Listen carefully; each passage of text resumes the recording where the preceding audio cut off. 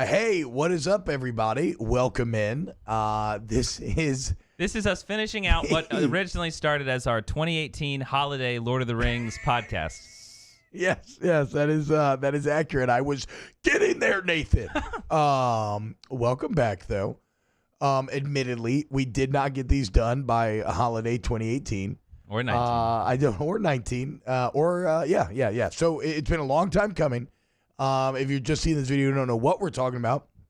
On the YouTube channel, there are very long-form breakdowns of Fellowship of the Ring and the Two Towers because we love these movies. And so we always said we were going to do Return of the King. And at the time, we had watched it. We were ready to go, but stuff kept coming up. And then it was like, oh, but we need to rewatch it. And that became a thing. And so in the end, though, what finally pushed us over the edge, our good friend Nathan Velasquez, who is seated to my right, he is leaving us, which is good, which is great. We're going to miss him. He's going on to bigger and better things. And we can't put this down in a recording because then I'll look back on it in 10 years and I'll be like managing a Denny's. Yeah, and you're like, man, I really fucked up everything. Yeah, no, I agree. The cocaine did not help the way that they said it would. Ooh, speaking of which, I mean, Goldberg from the crystal meth pictures. That's the most depressing picture I've ever seen. But that's not what we're here to talk about. We're here to have fun. We're not sad. We are happy. We are wishing Nathan nothing but good luck as he goes on his own epic quest. Mm-hmm. And we will close out this epic quest. But because of the timing of all of this, because Nathan literally leaves, like tomorrow's his last day. Because of the timing of all of this, we are not... I am not as prepped for this as I would have liked. I am also not as prepped for this. In fact, I don't actually think that I've watched Return of the King since we prepped for the fall of 2018, or the Christmas 2018 when we last prepped for it. Well, you have a child, and LSU just got finished with a national championship run in football. Yep. And you've been preparing to leave and working a whole bunch. I, on the other hand, am an extreme nerd and have no life. So I rewatched the entire thing last night with the director's cut. That's so cool. Extended edition? So cool. The extended edition with the director's commentary. Well, let's go. I might actually have you do the heavy hosting here than Brian, too, but I do know where I want to start real quick. And for those that don't know, sorry, I should have introduced ourselves. I'm T-Bob Baby, Nathan Velasquez. We're on Off the Bench, a radio show here in Baton Rouge. And then we have Brian Wood from the Movies on the Brain podcast, which is an excellent podcast. You look it up on the iTunes store, Movies on the Brain. We have very good times going on. Awesome listen. Yep. Very good times going on Brian's podcast. So you just burp? I did burp. So that's what else I was going to get to. The reason why I didn't rewatch the movie last night was because me and Nathan met up for kind of a going away meal, maybe a couple drinks, and that started at 4:30. I didn't really get drunk, but I do remember kind of not really paying as much attention to the food arriving as I thought I would. Like it got there and I just started devouring the food. Yeah, so we were there from 4:30 to 9:30, and we wake up at 4 a.m. So there was no. I was expecting to be leaving around 6:30, but then it was one of the things where the time just didn't exist. And it was great. It was fun. It was a lot of fun. Now let's talk about Return of the King. Holiday movies. Great to watch around Christmas time. Admittedly, it's not Christmas, but I will stand by that. And this is where I start. When I think of this movie, the thing that jumps out to me is the scale of it all. We overused the word epic, right? Like we definitely overused the word epic, and so it's lost a lot of oomph. It doesn't maybe have the cachet behind it that it should, but this movie, in every sense of the word, is epic. It's huge, it's bombastic, and really, it's all these storylines that you've been building for like almost 8 hours of movie up until now. It's the culmination of all these storylines, and that's what fascinates me. This is not really a movie that can stand on its own.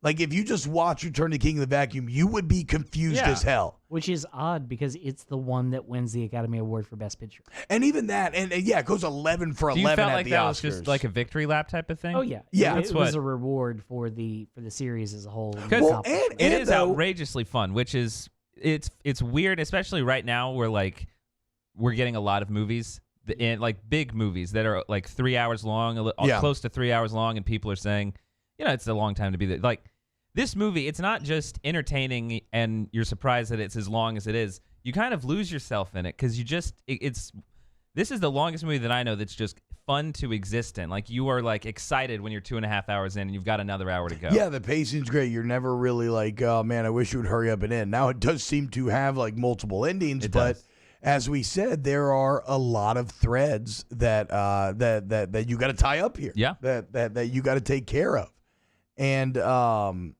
so. And to be clear, while it's a movie that can't necessarily exist on its own, that doesn't mean it's not a good movie. Like, yes, it was a victory lap, sort of like the Oscars was definitely rewarding the series as a whole, but there's a very real argument to be made that this is the best movie of the three. I think that for me personally, I'm just an origin story guy. I like Sorcerer's Stone. I like New Hope. I like Fellowship. I just like... And you love Phantom Menace, right? Well, I said, New Hope is the start of that. But actually, yeah, I do like Phantom Menace. I do. Phantom Menace is a fun time. It's a fun time. The pod race holds up spectacularly well. But let's talk about Last Jedi. No, I'm kidding. It is kind of weird to think that, didn't Phantom Menace come out 4 years before this? 99, so 2 years. Mm-hmm. Oh, wait, sorry, excuse me. No, Return of the King, yes, because it was 03, 4 years. And the lack of physicality in a lot of the Phantom Menace is incredible to think that this came out 4 years later, and it's so much bigger, and it feels so it's exhausting to think about how much work went into not just this, but just the whole series in general, because it feels so alive. I mean, it was 10 years of Peter Jackson's life. 1996, they started the first draft. Wow.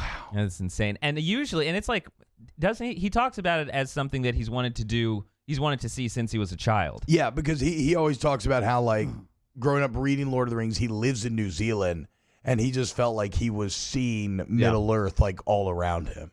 And indeed, he was, because he used it to shoot. Yeah, so he made his little kid visions a literal reality. But also normally, like, I feel like that type of thing usually goes wrong whenever a filmmaker usually gets to do their pet project, like Noah.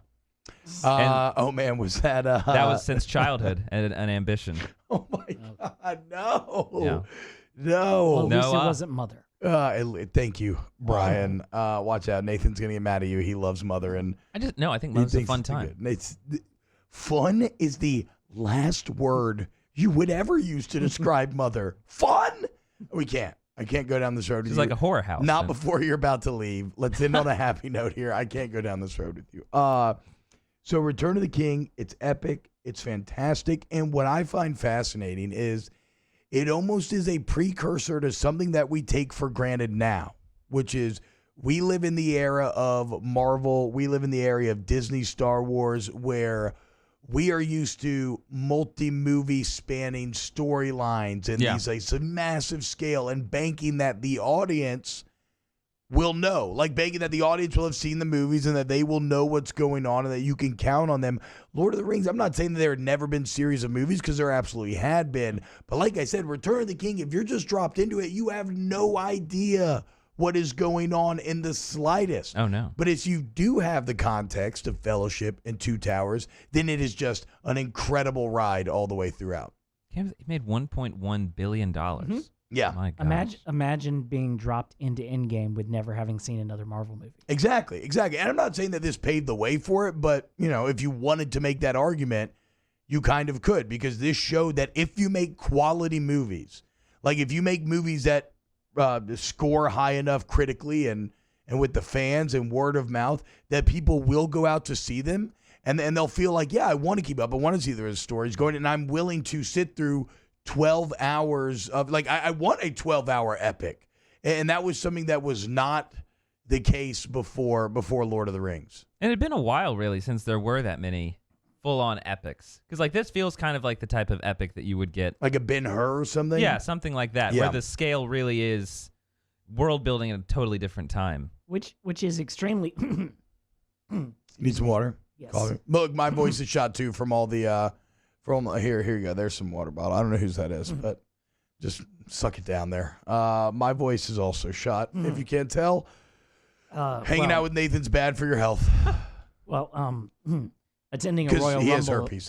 Attending a Royal Rumble. We're just kidding. Oh, so that's why your voice is shot, Brian. Yeah, Edge's return was a pretty big moment. I heard people got hype. Yeah, one of the largest pops I've heard outside of Tiger Stadium, actually. Nice. The thing is, like, at a certain point in time, like, these kinds of movies were standard practice for Hollywood to make.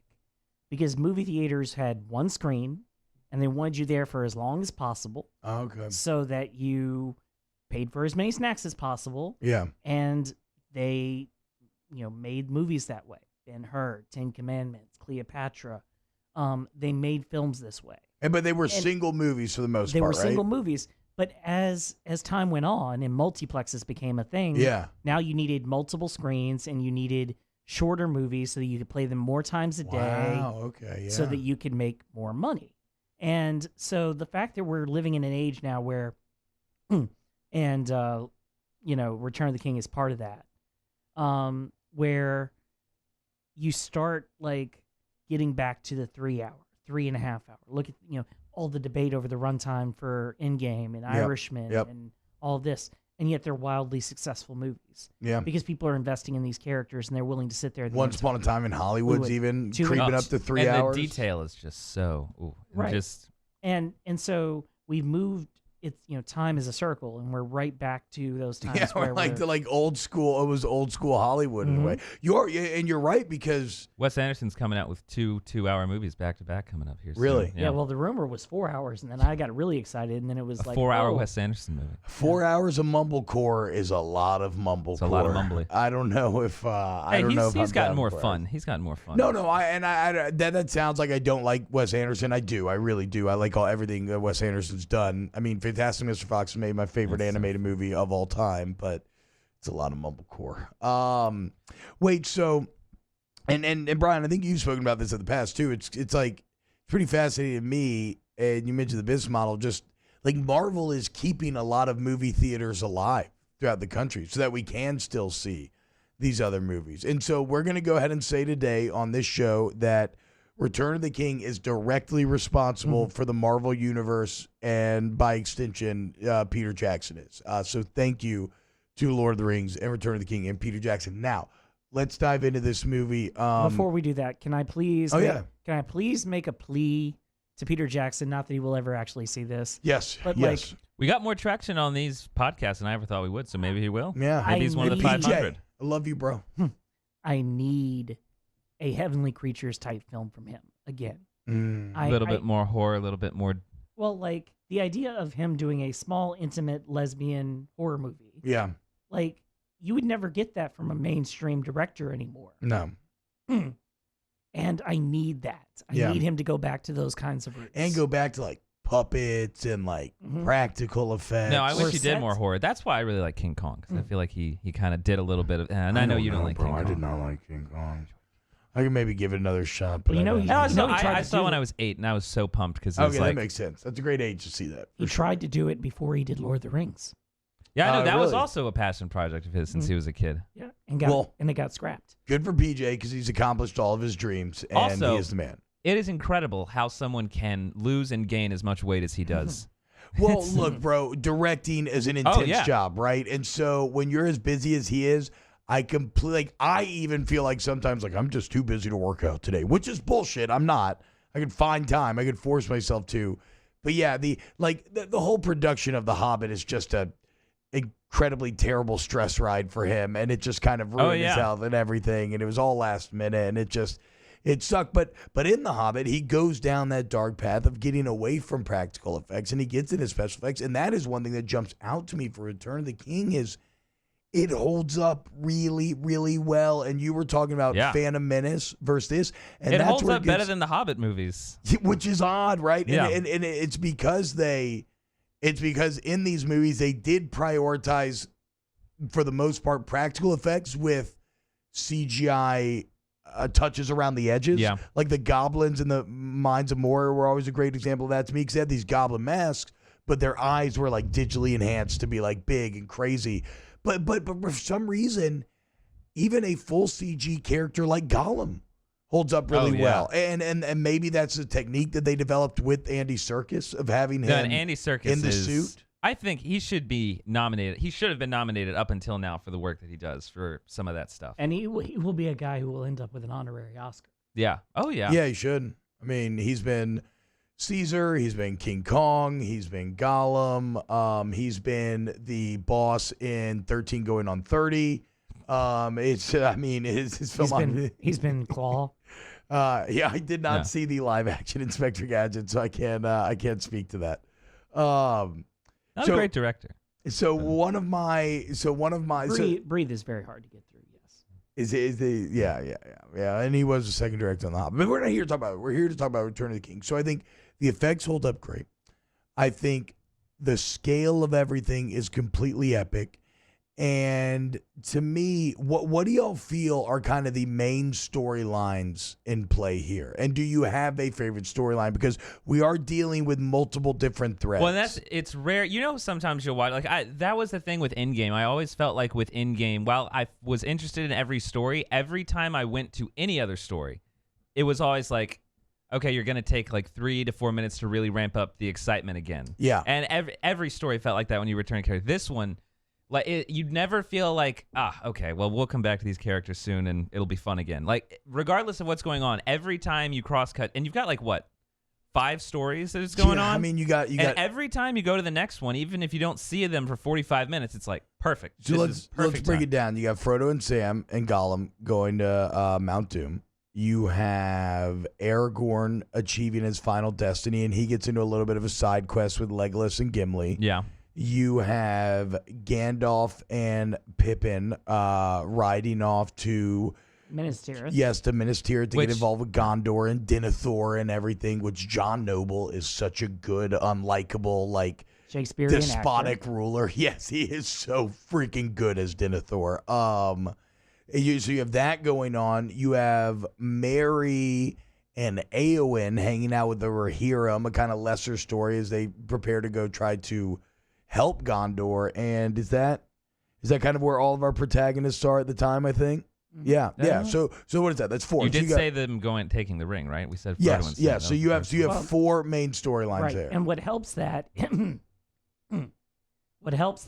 is the fact that geographically, Minas Tirith's location to Mount Doom puts everybody closer together. Yes. One of my favorite parts of the movie is when Gandalf sees Faramir. Okay, so the orcs take back Osgiliath, and Faramir goes back to Gondor, and Gandalf sees him, and he looks at Pippin. And think about it, these humans haven't seen hobbits. Like, if you grew up in Gondor, you haven't seen a hobbit. It's not like hobbits are widely traveled. Like, maybe if you lived around Bree and stuff, yes, you would have then. But he looks at Pippin, and you can tell, Faramir's just kind of like, whoa, what the fuck? Like, what? Another one? And Gandalf's all of a sudden like, wait, hold on. This is not the first hobbit you've seen. Well, it's like, what's up with Frodo and Sam? And it was this great moment where even though there's a massive orc army in between them and they're separated by all these impossible challenges, I just found it really nice for Gandalf because, Gandalf's on that fucking grind. Yeah. He's been in this fight. He's like, I've walked this earth for 1,000 years and now I have no time. Like, this sucks. He's trying everything he can. And I love seeing him just get that little spark. Yes, Frodo and Sam are still alive. They have the ring and they're still on their quest to end it. Whenever all. I saw this as a kid, I always thought that that Gandalf the White was just like a completely new embodiment and had no memory of anything, which he kind of doesn't. I didn't quite realize that. I mean, as a kid, I did not realize that he's so overloaded with everything that's going on that it's almost like these people have been pushed to the fringe. Like, their relationship doesn't really exist like it did before anymore. So when I was younger, then it's interesting seeing it now, remembering what that was like. Wait, so what do you mean? You mean like his response as Gandalf the White, his focus and responsibilities have gotten so honed on the final push that he's kind of that's right. How he's kind of naturally forgotten some of the relationships. Gandalf the Grey is much more he's conversational and much more social with everyone, and he's part of the team. This one, he's almost like someone who's kind of never met them before and has a faint memory of these people, or he acts that way. He's hyper. Yes, you're absolutely right on that, and he is even more hyper focused than Gandalf the Grey was. It's the final battle, the final push, and he's all about trying to finish the fight. You asked what my favorite storyline was. Yeah, that would probably be the female empowerment angle to Return of the King. Really, that no one ever really talks about. It's because it is a little on the nose, though. It is very on the nose. Yeah. becoming a little on the nose. I am no man. It's pretty on the nose. That part scared me so much when I first saw this movie. I come from a place of loving and adoring, heavenly creatures as just a masterwork for him. I've actually never seen it. With a very, very young Kate Winslet, pre-Titanic. And the director of that, with his wife and Penelope, who, by the way, wrote and was a producer on Mortal Engines, my favorite film of all time. Wait, so did you really like Mortal Engines? I tried watching it. I think I fell asleep like 10 minutes in. You remember I saw the movie in theaters 3 times. You saw it in theaters 3 times? I did not remember that. That trailer pumped me up. Yeah. I mean, it looks cool, right? It does. It's like, look at this giant London. That's crazy. But I don't know. I mean, I never really got past that. But you're also talking to somebody who enjoys Pan. So I don't know what Pan is. I never saw Pan. That was Edgar Wright's version, not Edgar Wright, Joe Wright. Joe Wright's version of Woman in the Window looks good. So like the idea of, her running up and butting up against all of these men and being like, no, like it's our responsibility to go out and to die in the fields and do all these things. You're supposed to stay here. And that is fair. I'm being a bit dismissive, summing it up in that one moment, right? Well, because it is way more than that. Like, ever since we've seen Eowyn, she's been about this, like, hey, man, if the guys are going to go out there to defend the lands, like, I can fight like I want to, too. I don't want to just be sitting here as a damsel in distress. Because it comes from her place as of having a heart and compassion for her people. It doesn't come from a desire for power. It doesn't come from a desire to be equal. Yeah. It comes from a place of wanting to serve her people in their needs and to protect them from what she knows is coming. And the compassion that she has for the Hobbit to pick him up and put him on her horse and ride him into battle because they are kindred spirits. He wants to be involved too. He wants to do his part. They're overlooked. And one of the great themes of Tolkien is that even the smallest player can have the biggest role. It's, the scene in Two Towers of the Trees rising up and literally destroying Isengard. Yeah. It's, just because they are weak and overlooked upon doesn't mean that they're not important and can't have a huge role in history, which is, a really interesting thematic. I mean, and that's probably why ultimately the Frodo and Sam story always speaks to me. Is that's my favorite, and it's because it is the common man being thrown into a completely uncommon situation, a horrifying situation, an impossible situation, and yet finding the toughness, the resolve, just getting it done, like rising to the occasion. And you see this throughout history, like extraordinary times, I think it produced kind of extraordinary actions out of sometimes ordinary people, and that kind of is hobbits. And so, yeah, what you're talking about, even with Eowyn and Merry, that definitely applies to, Frodo and Sam pushing through the most hellish of conditions to try to complete this mission. My favorite thing about the Lord of the Rings series, and I guess more movies that I'm usually drawn to, are ones where it is just focusing in on a relationship. And so the plot of this movie is incredible, and it moves at an incredible pace, and it's so much fun. But like in Fellowship of the Ring, the point that always gets me teary-eyed is whenever Sam goes swimming after him and he can't swim and he goes back for him. Like because the world is so believable and the scale is massive and it works, but the Elijah Wood and Sean Astin, they are so believable as just deep friends, and you can feel the relationship strengthening along the way, but to see how it's breaking down and to see how Gollum is getting into both of their heads at the same time, and how the ring is also destroying that. But the believability, even though I've seen it so many times, like whenever Sam leaves, I really like it. Every single time so feels sad, like it is, which is not in the book. In the book, the two of them walk into the spider tunnel together. Yeah. So they're all three together when they go in there. They wanted to up the dramatic tension because they felt like things were going down a very route path that you would know what was coming. That makes sense. And so they did the whole trickery, and they also felt like they had set something up between Sam and Gollum that you had to pay it off. Yes, you absolutely had to. And that was the moment where that ends up happening with the Limbus spread, where he sprinkles it on Sam's. I'm so pissed at Gollum at that point, too. Not just for doing Sam like that, but these guys are so hungry. They're desperate. And this limbus bread is like one of the only comforts that they have. Yeah. And he just wastes it all like a bastard. And to some extent, you start with that prologue that is the story of Smeagol. And the movie is to some extent about Smeagol and his evolution as, or de-evolution from man to power-hungry, orc person. Well, that is where too, and that's why that scene is so great, is obviously because it does flesh him out and it does humanize him. And the Gollum story, as kind of mean as I am being about him and talking about him, is a story tinged with sadness. Like, to me, The Ring is always, it has almost like a drug addiction type of quality, right? Like, this is a man who was, he was once just a normal guy, and this temptation, this force, it has just completely sucked the humanity out of him, where he's a one-track mind. That's all he wants now. And it's a great foil for Frodo, because obviously that's the same road that, he's kind of like the entire time. That's why Frodo feels that kinship, whereas Sam doesn't, because Frodo knows how hard it is to resist the temptation of the ring. He knows what it does to your psyche. And it's also got to be a little scary for Frodo, because the entire time he's looking into like a time travel mirror where, like, if I were to stick with this thing for 500 years, this is where I would be. Right. And the other thing for me personally was this idea of Gollum, like that prologue and the makeup and the design of literally watching him waste away.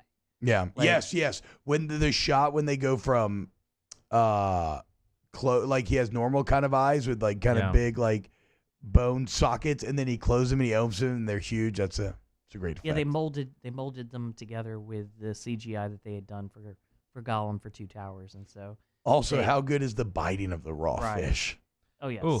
very disturbing. Not nearly as disturbing. I love some sushi. Not nearly as disturbing as the image of Leonardo DiCaprio peeing into jars in Aviator. But I've never seen the Aviator. I was like, what? What are you talking about right now? Is that even really? I love. That's my favorite Martin Scorsese movie. I love The Aviator. Really? Oh yeah. But my thing with Gollum is this is in a lot of ways a story about ultimate power corrupting absolutely, and the idea that he lost his humanity to the point where he was willing to literally throw himself down a shaft to prevent something from from the ring from being lost. He just wanted it. Right. And he didn't know how to live without it. Yeah. And, we live in a structure, in a society where power is looked upon favorably and as being important. And this idea of, almost a class system where we've, brought ourselves back to that from a period where it had faded away. Yeah. And this idea that where you're born is where you stay.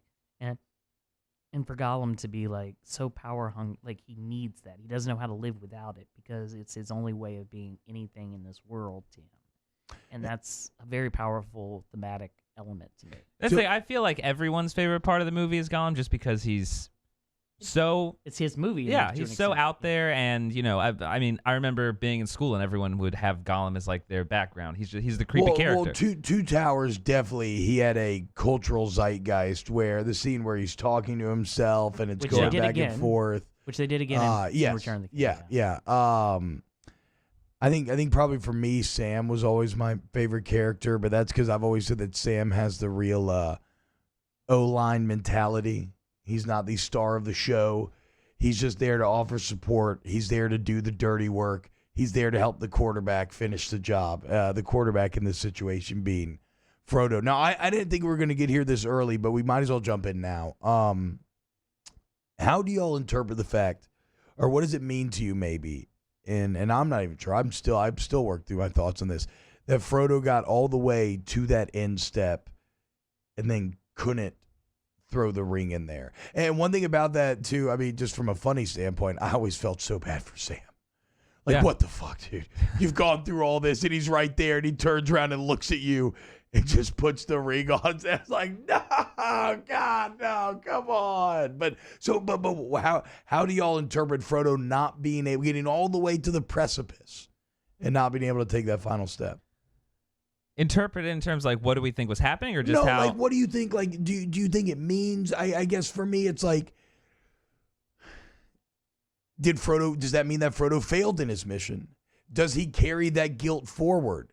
Is that part of the reason why he's never really healed until he goes west to Valinor? That's one of my favorite shots of this entire movie. Is what you don't realize is the happy Frodo you see at the beginning of Fellowship, he's just in one huge spiral and he looks shittier and shittier and shittier, but they do it so gradually that... No, you don't notice. Yeah, you don't notice at all. You don't always notice until he's on the boat going to Valinor and he hits that over-the-shoulder smile where he turns around and for the first time...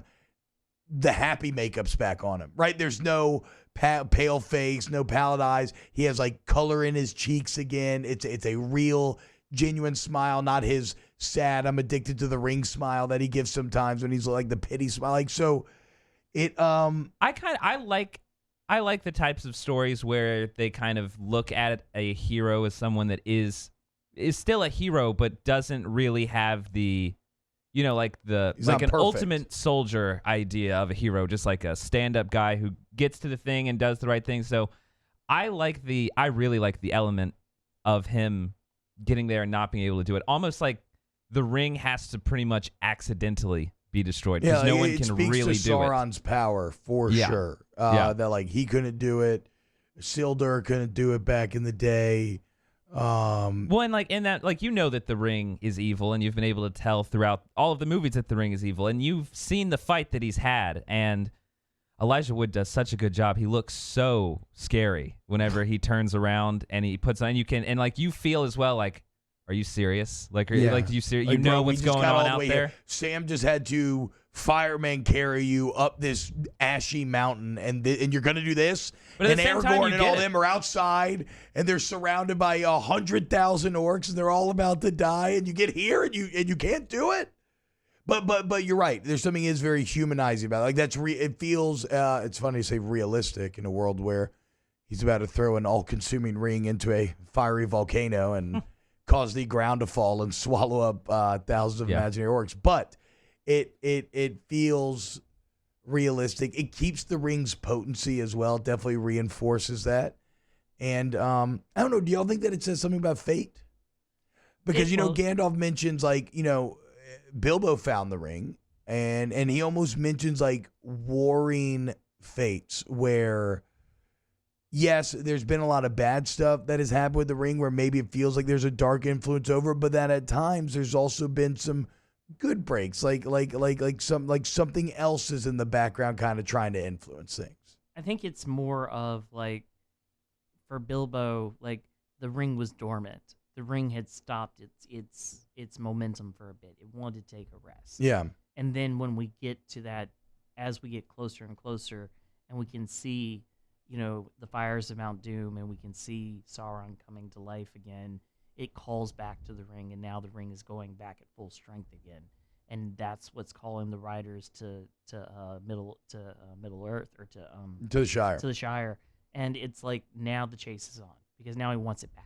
Yeah, and so we went for a period of 50 to 80 years where he didn't it was dormant. Now it's active again, and now now it doesn't want to be like. And now it wants to be found.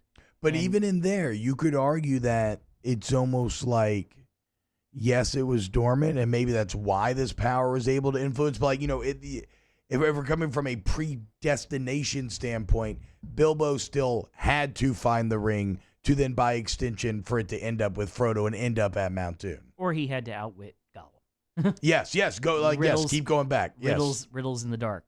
And ipso facto, he had to have Gandalf show up at his door when he's chilling, smoking his pipe outside, and be like, "Good morning." All right. I mean, and I guess the only reason I bring up the idea of predestination is, and I don't want to get too much into Tolkien's beliefs because he is not a guy. He's not allegorical. No. He believes in applicability. Because applicability, lies in the mind of the reader. Like, you are able to apply these themes to things in your life. But he was a very religious man. And so I think there's an element of this idea of a positive fate.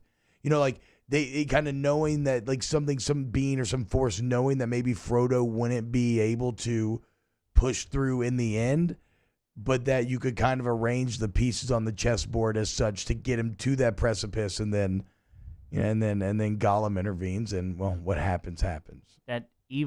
actual evil will still overtake in the end. That like he wanted the ring and he got the ring and fell down the hole and ended everything. Yeah. Like his desire ultimately corrupted and took him down. But like, Tolkien and C.S. Lewis were best friends. Yeah. Tolkien made edits on Chronicles of Narnia. Lewis made edits. They were the ink and I should know this. It's like the ink pot or the teapot or the ink and something Ink and club. Pod, I think. Or Yes, the something Ink like and that. Pod club. I remember. Yeah. But like the idea of being in that moment, I have this thing and I have all of the power, and if I give it up, I have no power, so why would I give it up? It can corrupt even the most honest and good person. Yeah. And it's that you need something, a source of light. You need a Sam in your life. You need someone like that to keep you grounded. And to keep even the most, because Frodo's super powerful. Like that's what gets lost to people who maybe don't want to engage too much with the story. Is like it can just be like, Frodo, geez, you're always bitching, you're always complaining, you're always this, that. No, but like he secretly is like the toughest, most resilient character of the entire series because, and even he needed support and help from Sam, maybe from a higher being. When you look at him kind of falling short at the end and then the ring still ended up there, even he needed help at times, despite being as resilient and tough as he was. It's really well said, Brian. Because he was telling Sam that he couldn't go, that he shouldn't do it, and surrounding. So I like that surrounding people, even good and bad people like that, ended up making him have to push through to the end. Like he couldn't, and I like that he really could not have done it on his own, and not in a way that's kind of like in a way that means you need support, but also just mentally he just didn't have it in the way that and as we no one really could. And as we talked in a previous podcast, it's just so much more relevant and cathartic and good as far as a story and storytelling, than just having an eagle drop the thing in the middle of Crack of Doom. Well, and look, we can we can have that argument. The Eagles, first off, the Eagles are we did on a previous podcast. Yeah, exactly. They're an independent race and everything, and yeah. but even more so than that. The whole reason why they were able to get in there was because the defenses of Mordor were down. Yes, because they were distracted thanks to Aragorn, who we will get to. I guess wrapping up with the kind of end here, the ring and the journey. I guess I always did kind of feel like it stuck with Frodo a little bit. Like I know that they mentioned specifically the wound from the Morgul blade. PTSD, man. Go to war and come back, and you're never the same person. Yes, exactly. And Which Sam seemed to somehow handle it very well. He was very chipper in the end. I mean, you get a wife, you get a kid. Yeah, and we're not seeing house. Sam in his dark moments. Right. And he didn't get stabbed with a Morgul blade, and he didn't have to the carry kids the find ring. his dad awake in the living room, just breaking things while screaming. Where are the strawberries? The taste of strawberries, Mr. Frodo. Tea time. So that story to me, that is still the heart and soul of Lord of the Rings. Obviously, it is. It's the biggest mistake that the Hobbit movies made was shifting to movies that are about Thorin instead of about Bilbo. Thankfully, in Lord of the Rings, they did not go down that route. They mainly stay focused on Frodo. But there are other stories, and one of them is Aragorn. And as we said, Aragorn is such a powerful individual in this scenario, in this world, that the threat of him is kind of able to distract Sauron and the entire defenses of Mordor with the threat that he represents. But I want to go back to the beginning to a scene that is only in the special edition, right? Where they're talking to Saruman post Isengard getting wrecked by the Ents. That, oh my God. Which was originally supposed to be in Two Towers. Yes, and it's in the Two Towers book. I believe, right? It's right at the end of the Towers book. Yes. But man, that is some good Christopher Lee. That is some great Christopher Lee. Like in the book, they always talk about the voice of Saruman and how persuasive it is, and kind of the magic imbued in it, and how much power it carries with it, and who is better at selling a magical, powerful, evil wizard voice than Christopher Lee. Well, He's again, fantastic. Peter Jackson with his horror roots, bringing back like Christopher Lee, just uber in like just the horror world. Yes. He's freaking Dracula. Now he's terrifying. Everything he does, he's just No, you see him, and I've not read the book, so I don't really know what the image. But everything Christopher Lee does is so scary, and that the hair that they put on him, just the production design that just encaptures that whole character. I mean, it's the same with all of them, but that one in particular, it's almost a way where it's like, this guy looks so terrible. How could anyone ever have thought at any point that he was good? Yeah, I mean, the fingernails are aggressive. If you have pointy fingernails like that, that's a major red flag. Yeah. I should know that you're a bad guy. Nothing but black marble everywhere. Yeah, I mean, yes, the Tower of Orthanc also looks evil AF. Yeah. Absolutely. Wait, so Brian, did you have any thoughts on the Lee speech at Theoden? I really like it because, first off, it shows you how good he is at playing on people's insecurities. Like, he's fucking with everyone. He's messed with Aragorn. He's messed with Theoden. It also shows you how desperate he is at the time, because he's willing to kind of snap at a moment's notice from one opinion to the other. When I saw that, it's emblematic of why the extensions are so good, because that is such an incredible scene that we never would have got to actually see if not for fully produced, well-made extended editions. Their concern was that it doesn't drive the movie forward. It doesn't drive the plot forward in any kind of meaningful way. It's just basically a bunch of people talking and kind of laying the groundwork in a movie that takes 45 minutes to lay the groundwork. Yeah, it just gives you a little context. Right. It adds a little space. But what Lee is doing there is fantastic. The wind, the shots with the wind machine and the blowing of the hair, and you get the sense of scale, and of course the fall from grace, literally the fall from grace. Grima stabbing him in the back. Oh, okay, so this brings up my favorite extension story. Which is the story about him being part of the SS or the Secret Yes. Service. Okay. So you know this. I think we've talked about this. But Christopher Lee, right? He was in the League of Ungentlemanly Warfare, I think is what they called it. And he was Peter Jackson said until the day that Lee died, there were things he legally could not talk about. Yeah, and so him, and then of course Ian Fleming, also in that group, went on to create James Bond. But so they're talking about this scene when Grima Wormtongue stabs Saruman in the back, and Peter Jackson's like, okay, when he stabs you, won't you be like, oh, and make this noise like that? And Christopher Lee starts going on like, well, no, you see, Peter, when you actually stab, when someone's actually stabbed in the back, this is how they react. And Peter Jackson kind of said, he was like, oh, whoa, because he knew what he did during World War II a little bit. And he's kind of like, all right, man, you know what? It sounds like you know what to do. I'm just going to trust your expertise in this manner. And so I imagine that's a very realistic reaction to being stabbed in the back, where he just kind of, it's like the breath is immediately just gone from his lungs, and he falls for it and lands on that spike and goes underwater, and it's just the ultimate burial of Saruman. His hubris, the pride literally comes before the fall. Like, he slaps Grima, like, get out of here, you little runt. Like, I've been using you, like, you're nothing. That pridefulness, he then falls, and he's done. And now there's only one tower to worry about. Right. And for me, it's the information that he has. He's been talking to Sauron, so he knows what the plan is. Yeah. And he's hinting around to Gandalf, which is information that Gandalf needs, which leads to the gathering of the orb, which leads to was Merry or Pippin? Pippin. Merry. No, sorry. Yes, you're right. Pippin originally finds the Palantir. Gandalf snatches it up. It's like, chill out, bro. No, that scene for that story for me, that's not my favorite, but I find that one the most intriguing. Like, I think it's so well executed. Pippin, he also has just a taste of the, I want that. Yes, exactly, right. He can feel like he's just very intrigued, very curious, and then later that night he sneaks into and grabs the Palantir, and it's kind of crazy, man, because Pippin's always been kind of maybe the softest of the hobbits, or the kind of most bumbling, and he had to mind meld with Sauron. That had to be terrifying. That had to be so scary, and he's obviously very shaken up by it. But once again, I don't know if we get back to this. Where do you draw the line in a story like Lord of the Rings between something like coincidence or happenstance or predestination? Even Pippin making that mistake ends up being a positive. What did you see? I saw a white tree on fire. Yes. Okay, white tree. Where is there a white tree? Well, there's Minas Tirith.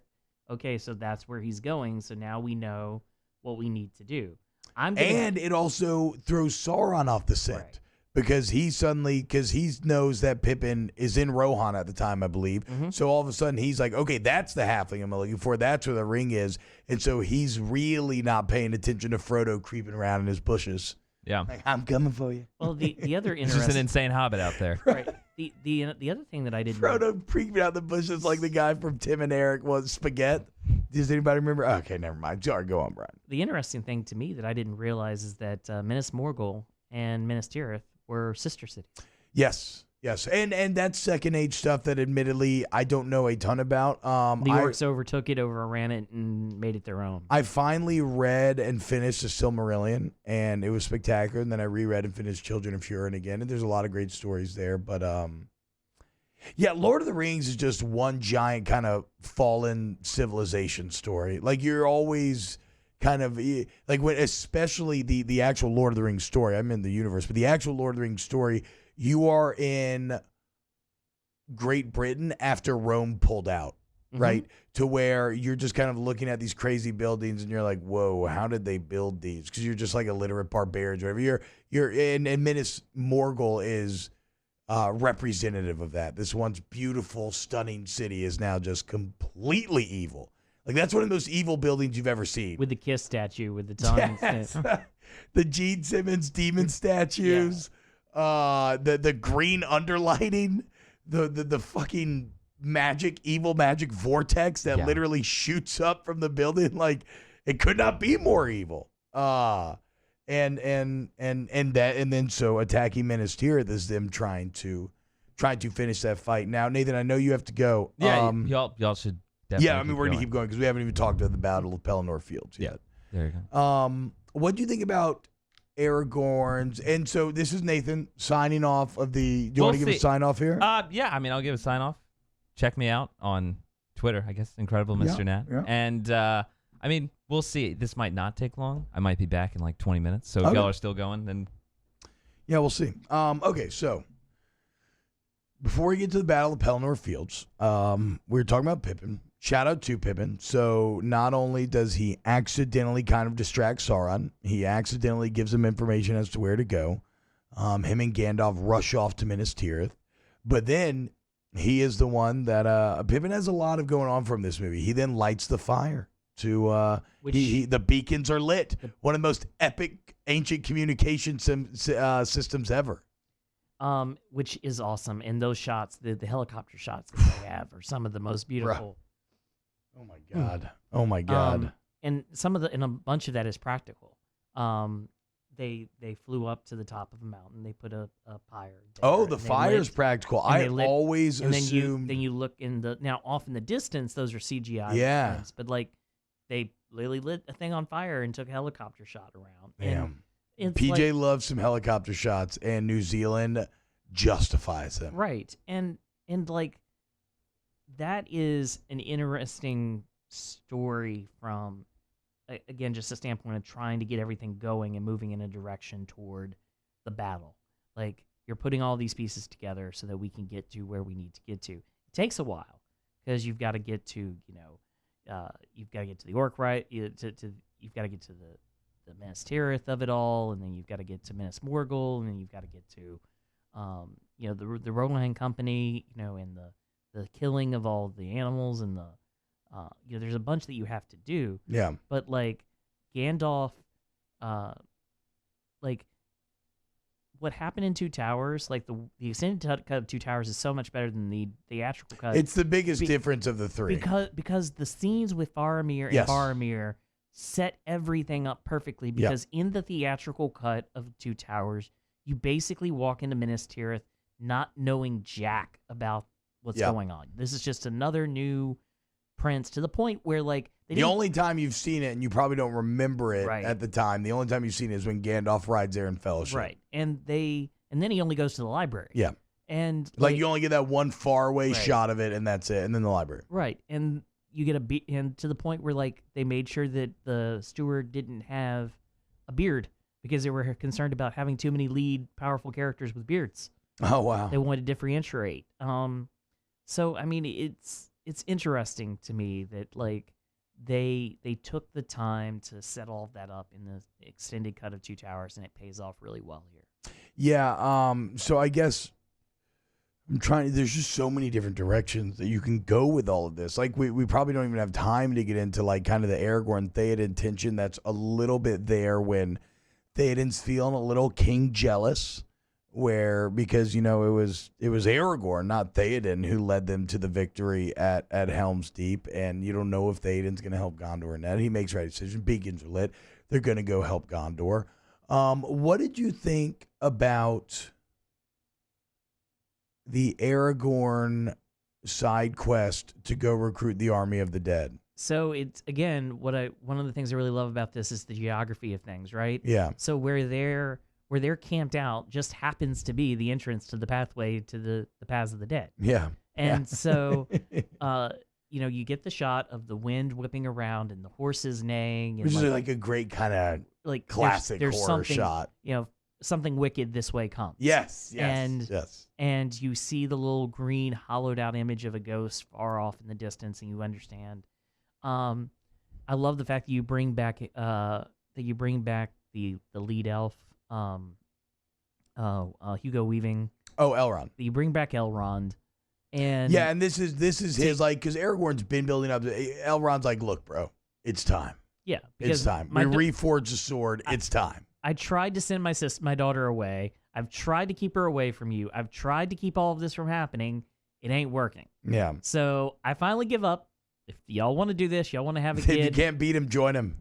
Even Elrond learned it. Right. He's been alive for like 5,000 years or whatever. 20,000 years. Y'all want to have a kid. Y'all want to get married. She wants to give up her everlasting life. Nothing I can do about it. I've tried. Yeah. So I'm going to give you this sword, and you're going to go take on the mantle that is destined for you. And one of the ways you're going to do that is by going to the Paths of the Dead. Remember the Paths of the Dead. And it is interesting. And I wonder if that was some sort of foresight from Elrond. Like, did he know that those forces would be needed? Elrond literally says you don't have enough men.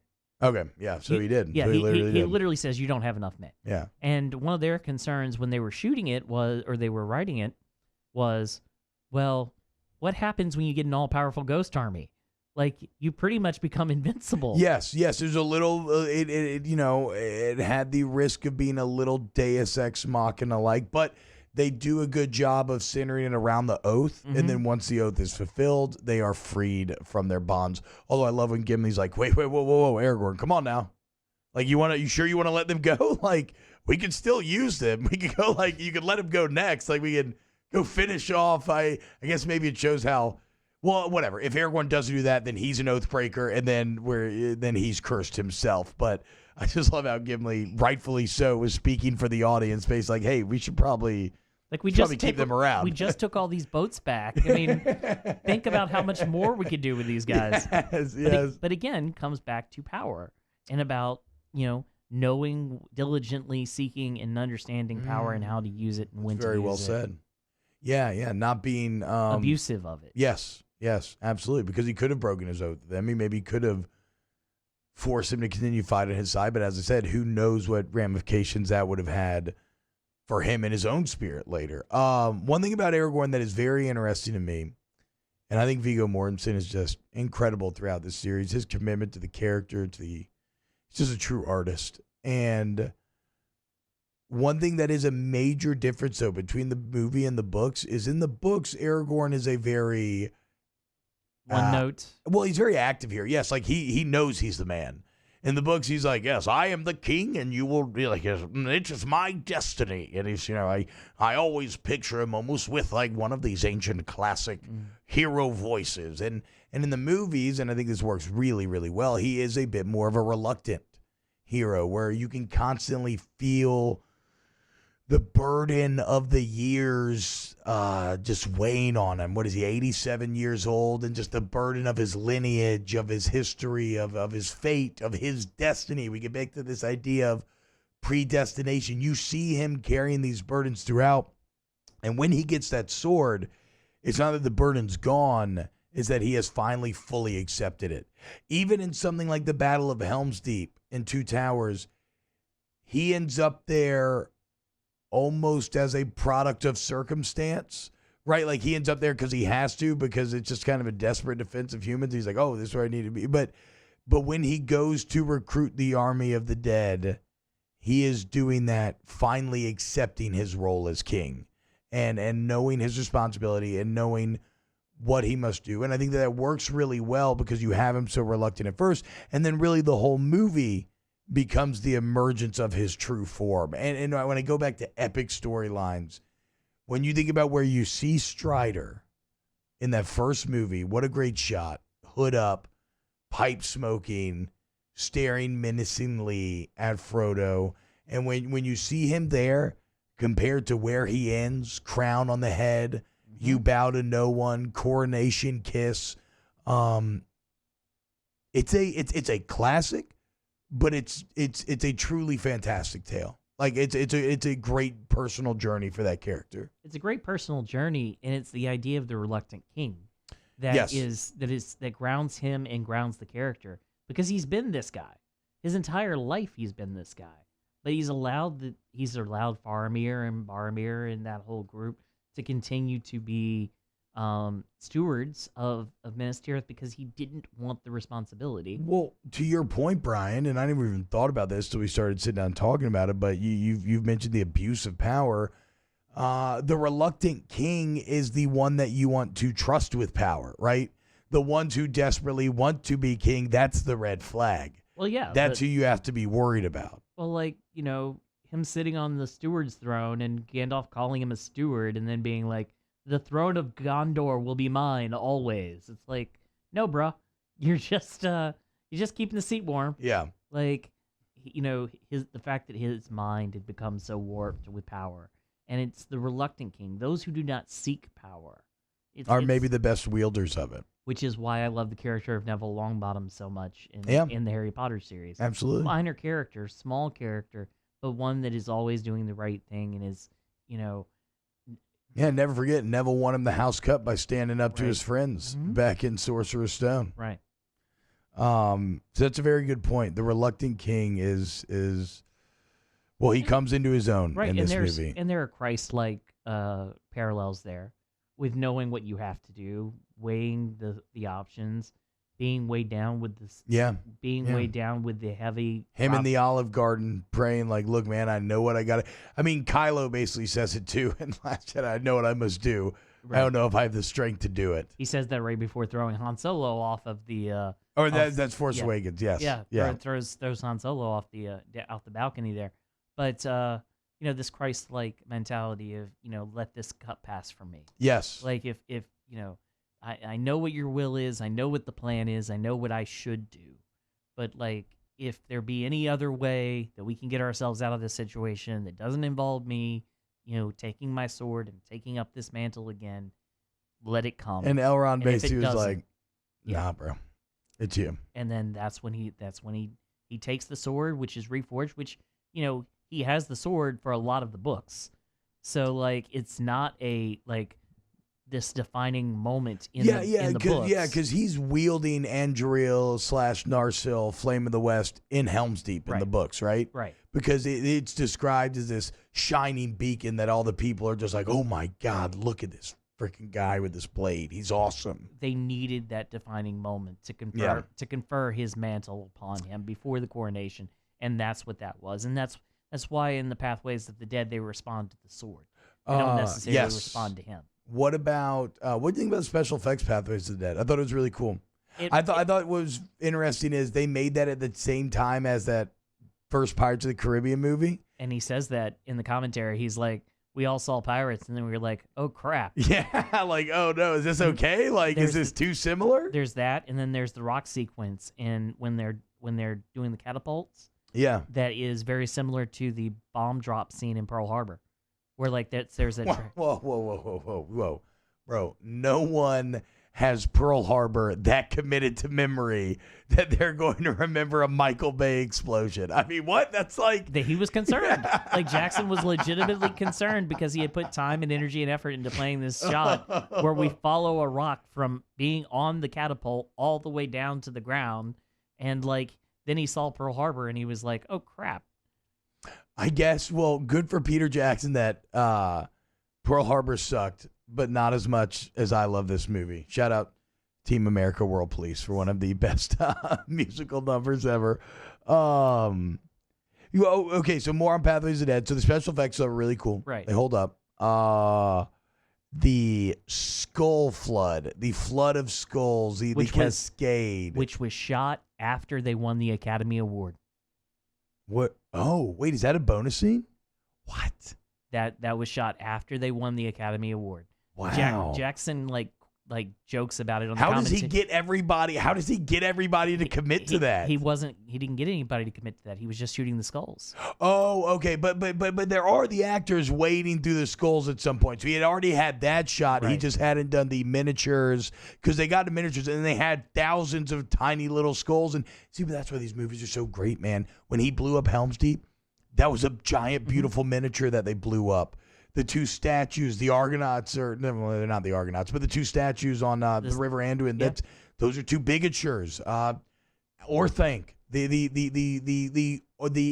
Isengard model is fascinating. Mm-hmm. They even have the cave systems and everything with it. Like, I don't know. I don't want to lament Hobbit. I don't want to get into that. But again, this reliance on practical effects holds up so well over time. The wet shots. So like they used, what are wet shots? What does that mean? They used the one wet set. They built one wet set and they used it for 3 different instances in all 3 movies. Oh wow! So like a wet set's just one where you can like flood it and you get water. So like you put sandbags around in a parking lot. Yeah. And you fill it up with water and then you shoot. You build your set inside of the wet area and you shoot. It's used for the lake outside of the Mines of Moria with with the octopus. Watcher in the water. Right. It's used for the Battle of Helm's Deep. They have the water come flooding in right. When the dam gets blown up, when the culvert gets blown up. And then it's used here at the city right outside of Minas Tirith. Asciliath. Also, I should be maybe Two Towers. Also, there could have been some wet stuff when they're filming. Well, actually, beginning of this movie when they're filming outside the Tower of Orthanc, and that also they used it for that as well.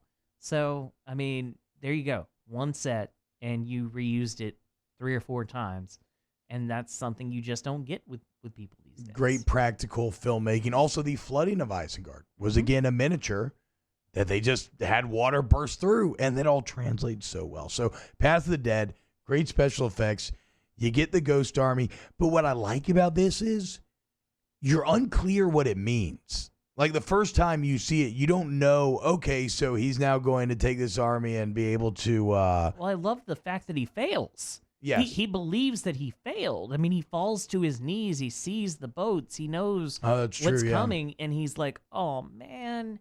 Yeah. Like, I wasn't enough. I knew I shouldn't have done this. I knew I shouldn't have taken on this mantle.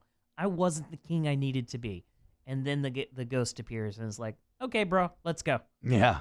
And then all of a sudden, it's like, you forget about it because they don't show up for 45 more minutes. And then they show up, and then it's like, oh, awesome. That's, yes. And it's a while before you see. It's like 45 minutes to an Because the hour. Battle of Pelennor Fields is epic, and it is long, and the last thing you see is actually... something like 85 pages in the book. Really?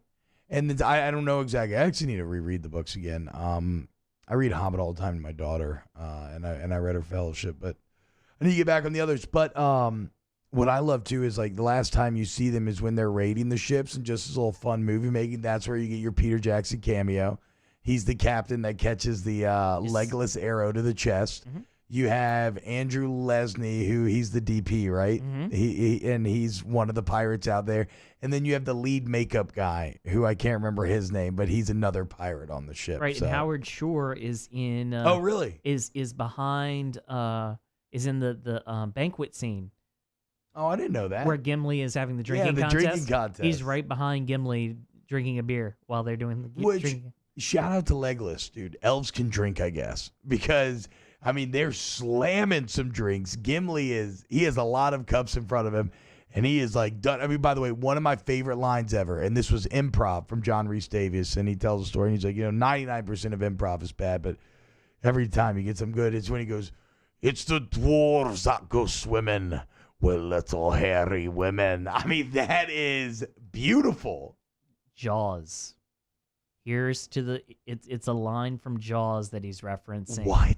It's a line from Jaws that he's referencing. They talk No about it in the audio way. commentary. Oh, no way. So Captain Quentin, when they're on the boats and they're singing the drinking song, and he raises the glass and they do the toast, and it's something to the effect of, to all the great men of the sea and to the hairy women that are waiting for them back home. Wow. And so that was what John Rhys Davies was referencing when he went off that line. I've used that line in multiple different pen and paper RPG groups where I have been a dwarf and had to come up with a funny line. It's so excellent, especially because female dwarves have beards. What else? Wait, now. Well, the I'm Pathways confused. of the Dead, I think, is a very pivotal moment because you start to see Aragorn come into his own, and then you're just opposing that with basically Faramir deciding, look, Dad's nuts. Dad will never get over my brother's death. My brother was nuts. My brother could have gotten the ring and still would have become just as corrupt. Yeah. He's taken this little hobbit in, and he cares more about this hobbit in 5 minutes than he does about me. I mean, So- Denethor straight up tells. First off, and Denethor's whole reluctance to act is just really well done by John Noble. I mean, like I said, everything about John Noble's performance is. I didn't know he was classically trained like that, but it makes so much sense as a Shakespearean actor because he feels like one of those medieval, despotic, just kind of like brooding rulers that's lost all perspective. He's lost all perspective. He's lost all hope. He's just a miserable son of a bitch. Yes. And then you get so he's like, okay, well, fine. I'm going to go die. Yeah. I'm going to get on my horse and I'm going to go and I'm going to. Well, at his father's orders, after his yeah. father literally tells him, yeah, I wish you would have died instead of your brother. Go retake the city. And Denethor knows he's sending him to his death. Mm-hmm. He's just such a pet. He's so petty at the time that he just doesn't care. He's so hopeless. I'm gonna send my son to his death. I'm gonna have the Hobbit sing to me, and I'm gonna eat chicken while I'm just sitting here Which, Has there ever been better eating on screen and sound design than Denethor with that food? and the tomatoes and the blood running down the track. when he's flopping the flute onto the plate, just how. Why would your songs not belong in my hall? When he's talking about, I meant to have songs for dark times. And then, as they're doing the charge and everybody's dying, and you got that beautiful, haunting song that they wrote, The Road Goes Ever On, maybe the name of it. Funny story. Penelope Boykins went to a karaoke night with the cast, and she heard Billy Boyd sing for the first And she was time. like, whoa. And she was like, you can do this. So that's when they started writing something typically for it. Mm-hmm. So they took some lyrics from the book, Yeah. and Boyd helped them write some music that went along with it, and that's how you get that very haunting piece of music. As the charge is going on, and then you see him chew the tomato, like you said, the single red streak going down the mouth. It's beautiful. Perfectly framed, perfectly shot. Yeah. And then Gandalf the White riding out once he sees what's going on, using his light to pass the Norgals away. Now what's interesting though, the Witch King. Doesn't Gandalf ride out though in he rides out in the original retreat, and then after the failed Faramir charge, Faramir just shows. Doesn't he just get dragged back to the city by his horse? By his horse. Yes. Yes. Okay. Which they had to have a button on the like the actor had a button he was holding, so just in case the horse just took off and just started dragging him, that he could release. Yeah, okay, that's good. So. But to your point, that is another beautiful shot, like most of this movie is, I guess, is when they are retreating from Osgiliath, and it's like, and what I love is the Nazgul, even though they're not fire-breathing dragons, it once again just reinforces how insane the idea of aerial superiority is in a medieval setting. Yeah. Like, you just can't compete with it. And so they're all galloping for their lives, and this Nazgul's just picking up entire groups, like entire horses, and just chunking them. And then Gandalf with the staff galloping out just looks so badass. It's like classic fantasy, that wide shot of the light, Gandalf's in the dark. light and the Nazgul retreating. It looks, and a lot of these movies do for good reason, but it looks like a John Howe or an Alan Lee painting come to life. It was designed off of an Alan Lee. Well, there you go, exactly. But the thing for me is like, you know, when they drag him back after he gets shot in the arrows, and it's like you have this one shot. It's only in the extended edition, but you have this one shot of Gandalf sitting by himself with his head bowed and just looking defeated. Yeah. And it's like, wait, when is this? When is it after Faramir? After Faramir has been brought back. Okay. And before the funeral pyre, which is another very intense, very nuts scene. Like, I'm gonna light my son on fire. He may be dead. I mean, Denethor is just the ultimate asshole. Right. He may be dead. He may not be dead, but I'm going to light him on fire. He's just broken. He's truly hopeless. He's truly broken, and you see it. And so self-pitying, right? Like, oh, woe is me. And that attitude is so infectious because when originally they kind of feel like they're screwed, you have that one soldier be like, it's the doom that Lord Denethor has long preached. It's here, or long foreseen. And Gandalf's like, foreseen and done nothing about. And you're right though, seeing Gandalf, because he is the hope, right? He is the guy trying to pull off the Hail Mary, and so seeing him in that position to where he is defeated, that's powerful. Because Gandalf has been like a walking ex machina up to this point in the series, Deus Ex Machina, right? Like he has been the get out of jail free card, and even he's just like, maybe we're screwed. It was like whatever comes through those doors, don't, hold the line. And then 2 giant armored cave trolls come through, and even Gandalf's like, oh shit, I don't know. I don't know, actually, guys. Another one of my favorite Gandalf parts, and this has always stuck with me. So in Fellowship, the lines where Frodo is expressing fear to Gandalf, and he talks about, I wish the ring had never come to me. I wish I didn't live to see, I just wish this wasn't on me. And Gandalf says, so do all who live to see such times, but that is not for them to decide. It is for them to decide what to do with the time that is given them. And that's very powerful to me. That always spoke to me. Even as like a kid, because like even as like an 11 or 12-year-old, I'd be scared about like terrorism or like getting blown up or like all this stuff, right? And I'd be like, man, I can't believe we live in this day when this exists. And it was very much, that was a comfort zone with me. Well, in this movie, you maybe get that, but even better when him and Pippin are talking and they're kind of discussing this idea of mortality and death and what comes next. And although it's interesting because nobody knows what happens after you die, technically in this world, Gandalf kind of does because he has died. He's gone through it. And because we don't know what happens when you die, you can actually take what Gandalf says about the peace that comes with it and all these things, and like, you can choose to believe that. Mm-hmm.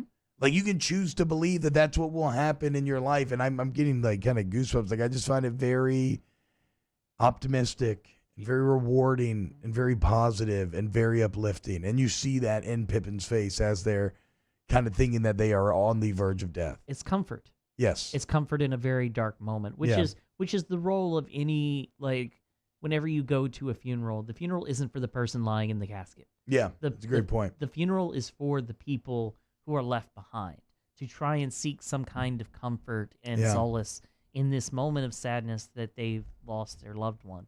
And a lot of the time in eulogies and in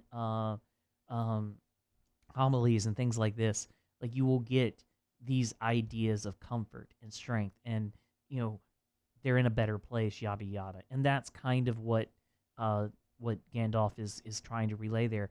The other thing about that quote in Fellowship that I like the most is it seems very Tolkien-esque to me about something that he would have said about his experiences with war.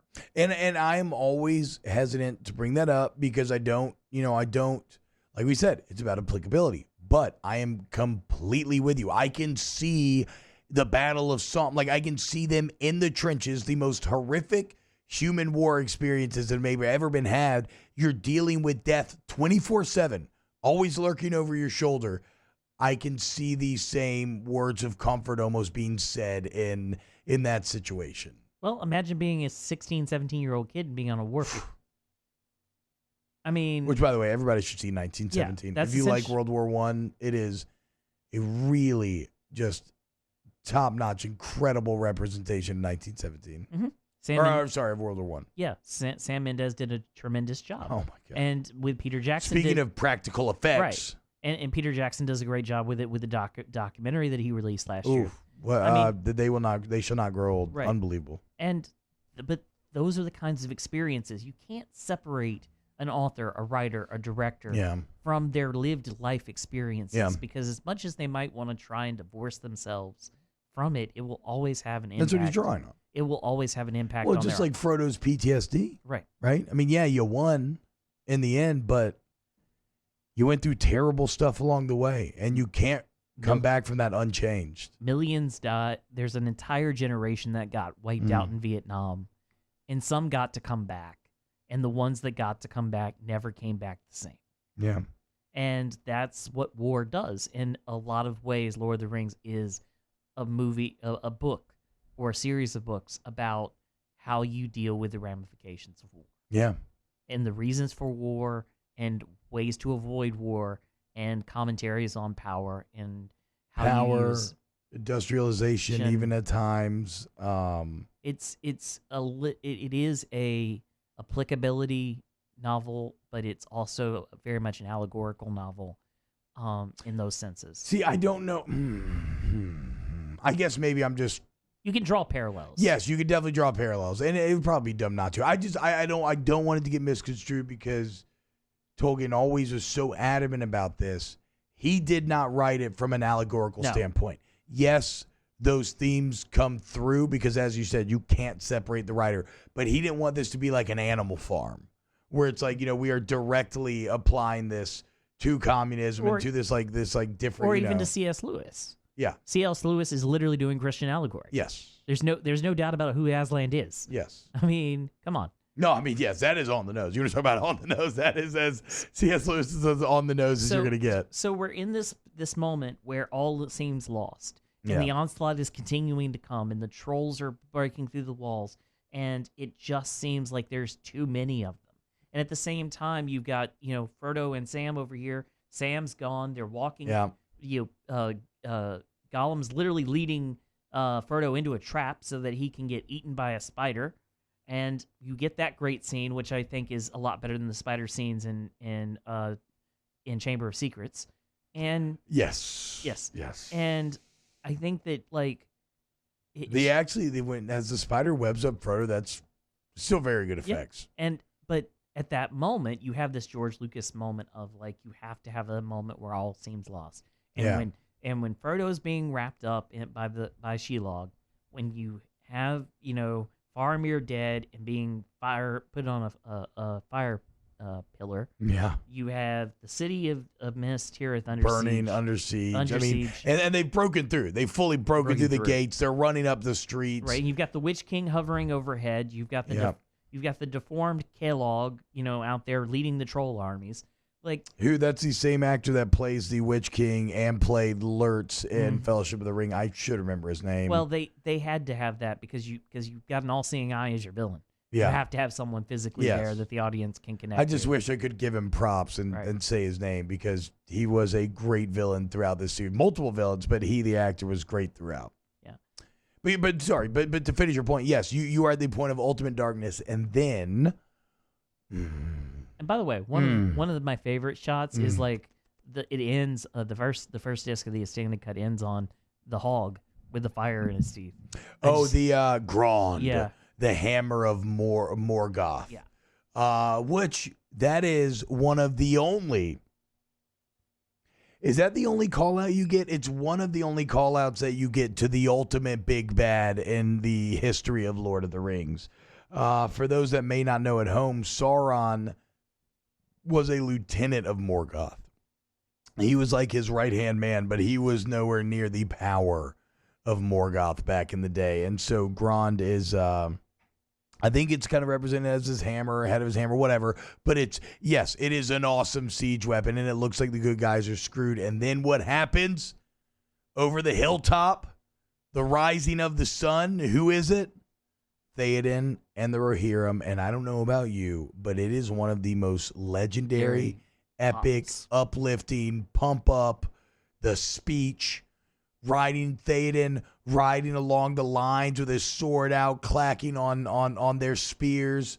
Shields will be, swords will be split, or shields will be splintered, swords will be broken on this day, a red day. And it's not even like they expect to win. I have goosebumps coursing through my body. It's not even like they expect to win. They go into that chanting death. They're yelling death, like, let's fucking go. We don't care. We're going to inflict as much damage as possible. I used to watch that before every football game to get hyped up. It is just one of the most hyped parts of any movie I've ever seen, quite frankly. And I love it. I love it all so much. Yes, because you're dealing with people who have nothing to lose. Yeah. Yes, exactly. You're at the end of the world. The end game is in effect. Like it's all out. And we're gonna go and we're gonna do everything that we can. And you get this sense from the leader of Rohan, Theoden. You get this sense from him over the course of the film of a fait accompli. I'm gonna go. What die. is a fait accompli? Like, I've heard that. I don't know what that means. Like I am destined to do this. Like this is my fate. There's nothing I can do. This is my fate. I am now going to have to accept it.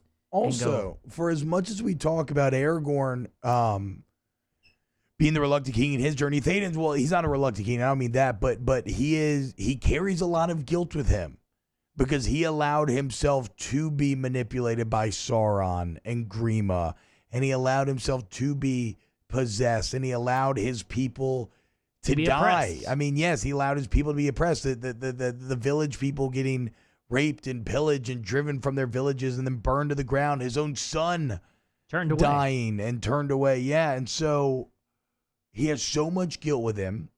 He's a little jealous of Aragorn at the beginning of this movie.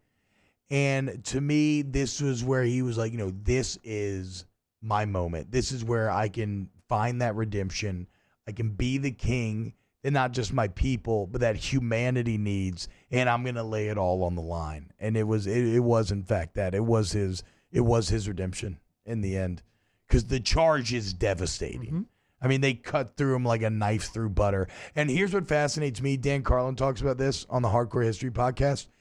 We actually don't have any idea of what it looks like if you have 30,000, if you have multiple thousands of horses charge a block of troops.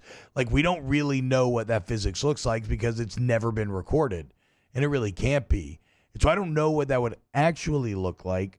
But once again, the effects in this movie, I think, hold up very well. It looks like a devastating horse charge. I mean, they're just trampling people. Yeah, a couple horses are falling, but they're spearing people, running over them, causing disruption. It's an amazing charge. It's an amazing charge. I mean, yes, it is. But you know what's even better than a charge of cavalry?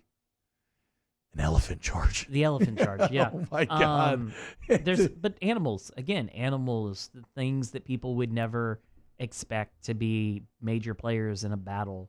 Yeah, a little World War I there too as well, right? Where if you wanted to see it that way, at least, because that's what World War I's so fascinating. It is this old school, new school mix. Yes, a mix that has never been seen otherwise. Like, why in the world, in a time when you're dropping thousands of huge bombs a day that you've never seen before and you have poison gas, are you then riding out on a horse with a saber trying to do anything? So yeah, it's a bit odd like that. I love those shots because it helps this. Wait, what shots? Well, like the helicopter shots and the wide shots of the battle. Okay. Because like the only other thing of this size that we've seen was back in the prologue. The battle. Yes. The battle for the ring. Absolutely. Even Helm's Deep is pretty intimate. Right. And the majority of this takes place in the daytime, which separates it from Helm's Deep. Which is great. You can see more of what's going on. Yeah. It's just like you get the size and the scale and the scope of a battle for the world. And they had a really cool computer program at the time where I think it was called Massive. I can't remember if they developed it or not, but I remember being fascinated by it as a kid because, and this probably actually sounds like really old now, but it sounded very revolutionary at the time. But every little CGI soldier in these wide spots, every one of them has a brain, and every one of them has like a series of moves, offensive, defensive, that they can kick in. And so these aren't meticulously crafted battles. They just create this program. It's almost like playing with your toys or something. Like, I would love to be able to do this. And there actually is a game now where you can do something like this. I can't remember the name of it, but it's almost like they would just set all the pieces up and then press a button. It's like vibrating football, right? So they say go, and you kind of see what happens. So you just had all these little AI minions doing their own thing and battling. And what that does, though, it shows you that lends to a realism because it's not so handcrafted and scripted. And I think it kind of almost naturally speaks to the chaos of what would be a medieval battle. Indeed. And that's like the intimacy of the shots and the way that they've crafted this battle really gives it that epicness and that scope. Well, sorry, continue. And it's just like, think of all the pieces that you have to keep. Like, we applaud the Russo brothers and Marcus and McFeely for like geographically keeping an idea of where everybody is in the battle at the end of Endgame, right? Yeah, definitely. And you're dealing with like, what, 35 characters? A lot. Once Doctor Strange, once the portals start opening up, it gets busy real quick. Right. And so think about that number times however many exponentially you're dealing with in this movie. It's a master class in filmmaking. And battling. And that it actually, works. I actually like Pelennor Fields better than Helm's Deep. Helm's Deep, now they're different because Helm's Deep is so intimate, but the scale, the ebbs and flows of Pelennor Fields are just fascinating. So you have the charge. Oh my God, the orcs are retreating. You're good to go. Wow, Theoden and them did it. And then the Haradrim come and you hear the horns and the freaking elephant charge, bro. How nice of a touch are they? Have these long tusks that almost touch around the like barbed chain in between the tusks so they can just sweep out entire swaths of horses. And shout out to the Rohirrim because they don't miss a beat. Theoden's like, all right, rally up, boys. We got to meet him head on. And they get crushed initially. They get a couple back, but man, that's and once again, that just kind of reinforces how hopeless it all is, right? You have this little bit of happiness, and then it's snuffed out once again because, as I said, you charge with horses, great. We're charging with hundreds of giant elephants. You give hope, and then you take it away. Yes, exactly. It's an effective storytelling technique. And you take the audience on that emotional journey with you, so that it pays off in the end. And then so this leads to a couple of deaths, Theoden, but also the Witch King. This is so. Do you want to speak on that at all? Because I mean, you were talking about how maybe Éowyn is your favorite part of this entire story. Her and Liv Tyler's character, Arwen, like the idea of them being strong, passionate female characters that are driven by motivations that aren't just shoehorned in or POC or whatever you want to. It's not just thrown in. It's not pandering. Yes, it's not pandering. Yes. It's not for the sake of sakes. It's legitimately ingrained in telling a story. Yeah, and to have it in that moment elevates her. That she's been around men her entire life. Like, there's this big thing going around right now post death of Kobe about Girl Dad. I saw that you had a very lovely. Yeah, it's great, man. You had a very lovely post about your being daughter. a girl dad's very fun, right? But there's some weird. But to your point, there's like a weird societal expectation that it's not what you want, which is like the dumbest part of it. Which is almost why I didn't want to do one of those posts, but I wanted to get in on like the kind of rah, like, yeah, let's all be positive about this because maybe it does still need to be pointed out, but like you have a healthy child, that's all that matters. Like that's all you want. You just have a child, that's what you want. And so we don't have to continue to go down a road where we're a patriarchal society where we have gender slots for certain roles. Agreed. And that's like when I have plenty of friends growing up in Central where I know girls who hunt, Yeah. I know girls who can fish Yeah. and can out-hunt and out-fish a bunch of guys that I know. You mean definitely me? I hate hunting and Right. fishing. So, like, I know girls who work on cars. Yeah. I know, like, there are things that, like, we picture or identify as over-aggressively patriarchal or male roles that women do and do really, really well. And you pick up skill sets. When your dad loves cars, you pick up on that kind of stuff Yeah. because you're trying to bond with him over the things that are important to him. Your dad plays basketball, right? So you're going to get into basketball because it's something that you love and it's something that he loves and it's something that can forge those bonds with you. She was around in a society where fighting and warfare and swordplay and all those kinds of things were par for the course. It's what people did. It's what motivated them and drove them, and it's what gave her family passion. Her and her brother had a relationship, right?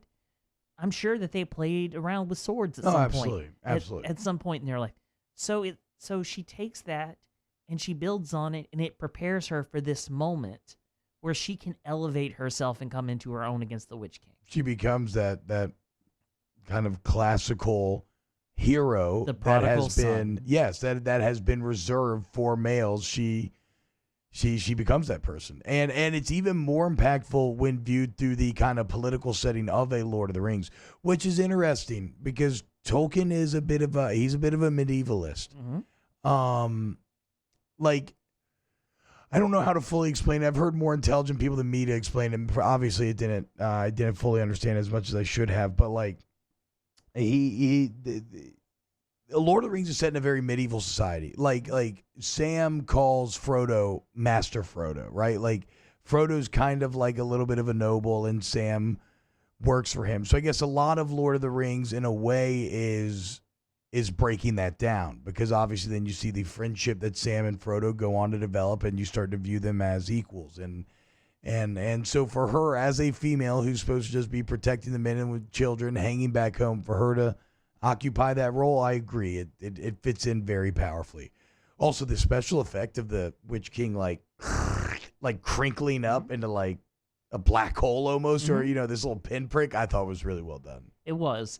And it's about, again, those who get overlooked, those who you don't anticipate have the biggest roles. Yeah, Merry and Éowyn, a hobbit and a woman, taking down the Witch King, who's beaten Gandalf's ass, who has been all but unstoppable the entire time we've seen him. That's powerful. It is. And it's, me and you have these discussions all the time, and we're very grateful to you for coming on the Movies on the Brain podcast. I love it. Shout out Movies on the Brain. And giving us your time, because we know how busy you are. But like, we've had you on to talk about Star Wars a bunch. And, just the Twitter reactions you got from your rewatch of Last Jedi last week. Yeah, it's good. But you see the kinds of reactions that you get, and the fact that like those movies aren't, like specifically Last Jedi doesn't have as much of a message like this as Lord of the Rings does, but no one's complaining about Lord of the Rings. Yeah. No, it's pretty fascinating how well executed and how subtle but rewarding. I mean, and even though I've always seen it through Frodo, I don't know if I ever even really applied it to Eowyn. But you're absolutely right. Like, this story is full of people who are overlooked, rising to the moment and accomplishing their goals in the end. It also, I think, to your point, it maybe speaks to a less toxic time of the internet. A pre-Twitter time? Yeah, where, like, there weren't people to yell about being woke or like, oh, you totally did this because she's a girl. Or like, Mary Sue. Yeah, oh my God, if I hear the term Mary Sue again. You know who's a fucking Mary Sue? Beethoven. Luke Skywalker. He wrote yes, but beyond that, Beethoven wrote a symphony at 4, right? It was either Beethoven or Mozart. You shouldn't be able to do that, but some people are born with skill sets that are beyond our comprehension. Sorry, not trying to get upset about that, but it's a bit of a pet peeve for me. I mean, you can have prodigies, people. Right, but I love that. I love the way that scene is shot, and I love the fact that it's the underdogs who take care of business. And it's a nice moment then where she literally saves her father, so her father gets to see her in that role. And he's been one of the main things. It's almost like a Marriage Story thing where, Adam Driver in Marriage Story, he's not trying to be an asshole. he thinks he's doing the right thing. He thinks everybody's on the same page because, this is like how it is. Like, I'm the director and we live in New York and it's all good, right? Well, like, same way Theoden, it's like, I'm the king and my son is the prince, my daughter's the princess. And she has princess responsibilities. And even though, majorly, and even though he has fought against that, or even though she has fought against that, he still just thinks, like, he doesn't think he's being an asshole. It just is the way it is. It's his nature. It's what he knows. Yes. Because he has grown up in a society where you have patriarchal norms. I am the king. My son will take over for me after I die. And it's great that I have a little girl, but, my son's going to take over for me because that's the way that this patriarchal society has taught me that that's what happens. And so for him then to witness his daughter come into her own and do the thing, be that person. Wow, Brian, I did not expect when I came in today to be this kind of blown away by the Éowyn storyline. I've never given it this much thought, but you're absolutely right. There's so much richness there to really delve into. And you're dealing with one small character who has maybe 25 minutes of screen time. Yeah, it just shows how, Tolkien's a genius. Jackson bringing this all to screen is genius. So it's fantastic. So it's why I can forgive Penelope for Mortal Engines, although I say I can't speak on Mortal Engines. I don't know. Is Mortal Engines better than Ad Astra?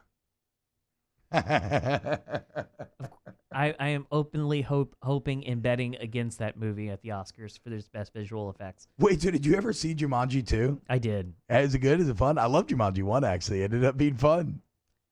Yes. Robin Williams' legacy is routinely pissed on. Oh no! Here we go. But no, actually, I did forget. I forgot for a second. I thought you liked Jumanji. No, I forgot. Brian is a hardcore, I'm surprised. True Jumanji fan, where he wants the consistency between the lore, and you just didn't get it out of the Jumanji remake. Well, I am surprised, honestly. I haven't been blocked by The Rock by the number of times that I've tweeted at him and called him out. For pissing on the legacy of Robin Williams. I can't believe you're stomping on the lore of Jumanji. Alan Parrish. Bastard. Alan Parrish is one of Robin Williams' great roles, man. But and Mark Sanchez is a Super Bowl. Hey, look who's back. Quarterback. And Nathan's back. All right, so there's my Mark Sanchez shout out. Yeah. Shout out Mark Sanchez. Brian loves him. Guys, man. You're not still betting $500 on Stanford to win. Oh, no. I made my money back this year on LSU. Whoa! Let's go. Yes. Gulfport was my friend this year. Hell yeah, man. All right, okay, so. It's not good for you. I just had my ex interview. Am I fucked? You are in big trouble. Damn it. Big trouble. Well, I told them about the massage oil. I guess now's the time to sexually harass you. Come here. Give me them booty cheeks. No. That'd be an aggressive line to do that with. Okay, so we just finished up. We had a really actually great conversation on Éowyn. I've never dived into her storyline that much. That was wow, okay. Very fulfilling. But so Éowyn kills the Witch King.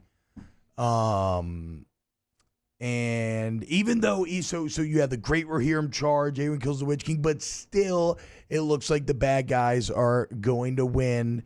And then we see the boats pulling up to harbor, and there's this great shot of this little orc looking super cocky and my little brother always, he's just such a little shit. Yeah. It's so funny how little details like that stand out in your mind. For me and my little brother, we've always laughed about that orc. Really? He's been so funny to us. He's so sure of himself. He's such a little cocky dick. And then it's weird. I was talking with my sister about that because we were talking about the Godfather 2. Yeah. I just watched that again recently. And for some reason, we always talk about how whenever Fredo is yelling at Michael, he's in that limpy chair. And for some reason, that just sticks out as the most vivid thing for me. Yes, exactly, Yeah. right? So it's these little details that just they stick out. And so at first, you see Aragorn, Gimli, and Legolas hop out the ship, and he's a little whoa, oh, what's going on? And then he's like, oh, wait, it's just them three. And then he's starting to laugh. It's all good. But what he doesn't know is King Elendil has brought the armies of the dead with him. Hell yeah! And what do you think about the special effects for the armies of the dead? It was we were scary. talking about earlier. No, I thought it was great. Because how young were you at the time? It came out in 2003. Yeah, I was 6. Wow. So No, I was 7. So Wait to make me and T-Bob feel extremely old. So when did you see them for the first time? Did you see them in theaters? Oh, whoa. Okay, so no, I wasn't allowed. Fellowship of the Ring, I wasn't that allowed to see. That would have been way too scary for her. I want Alice to see it ASAP, but I cannot show it to her before she's like 7 or 8. My cousin and I got scared at 11 during Fellowship. During the Galadriel scene, I mean, Bilbo's face still gives me nightmares to this day. No, then that's for me, I feel, and like I love Peter Jackson, and I really would wish that he got back to doing more horror stuff. And like that, the horror stuff in Lord of the Rings hit me really hard. Really? Oh, so whenever great. I watch it, I remember it. Like the what is the name of the spider? Shelob. Shelob. Man, no, Shelob was one of the. It's the reason that I'm terrified of spiders.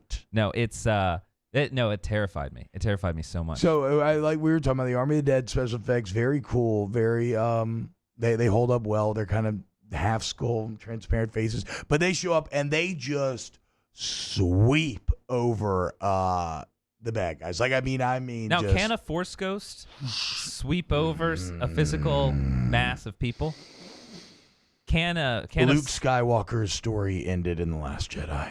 In my head canon, there's literally not a scene in Rise of Skywalker. See, but also Luke the problem with Skywalker. that is that you're doing what Last Jedi haters do, is that you edit the story so that it just doesn't exist. I know, but you know what? We can all agree on that the Jabba the Hutt scene should be eliminated from New Hope. We can all agree that should be out of our head that canon. looks terrible. It makes no sense and looks terrible. So I won't comment on that very much, but I will say, T-Bob, can you please explain to me how Rey knows what Tatooine is and knows what a moisture farm is and knows where she's supposed to go to bury some lightsabers where Uncle Owen and Aunt Peru. What is Rey's last name?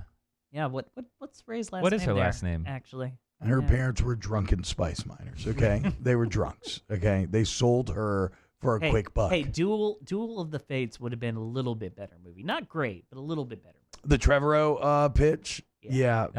No, I can't do this. I can't do this again right now because y'all are about to suck me back into this Star Wars rabbit hole. But he almost dragged me into a rabbit hole when he's talking about Godfather Part 2, which is one of I want to do a podcast on The Godfather. Which is one of my 3 favorite movies of all time. It is a perfect movie. It is a full-on perfect movie. Also 3 hours, 20 minutes. The long movie.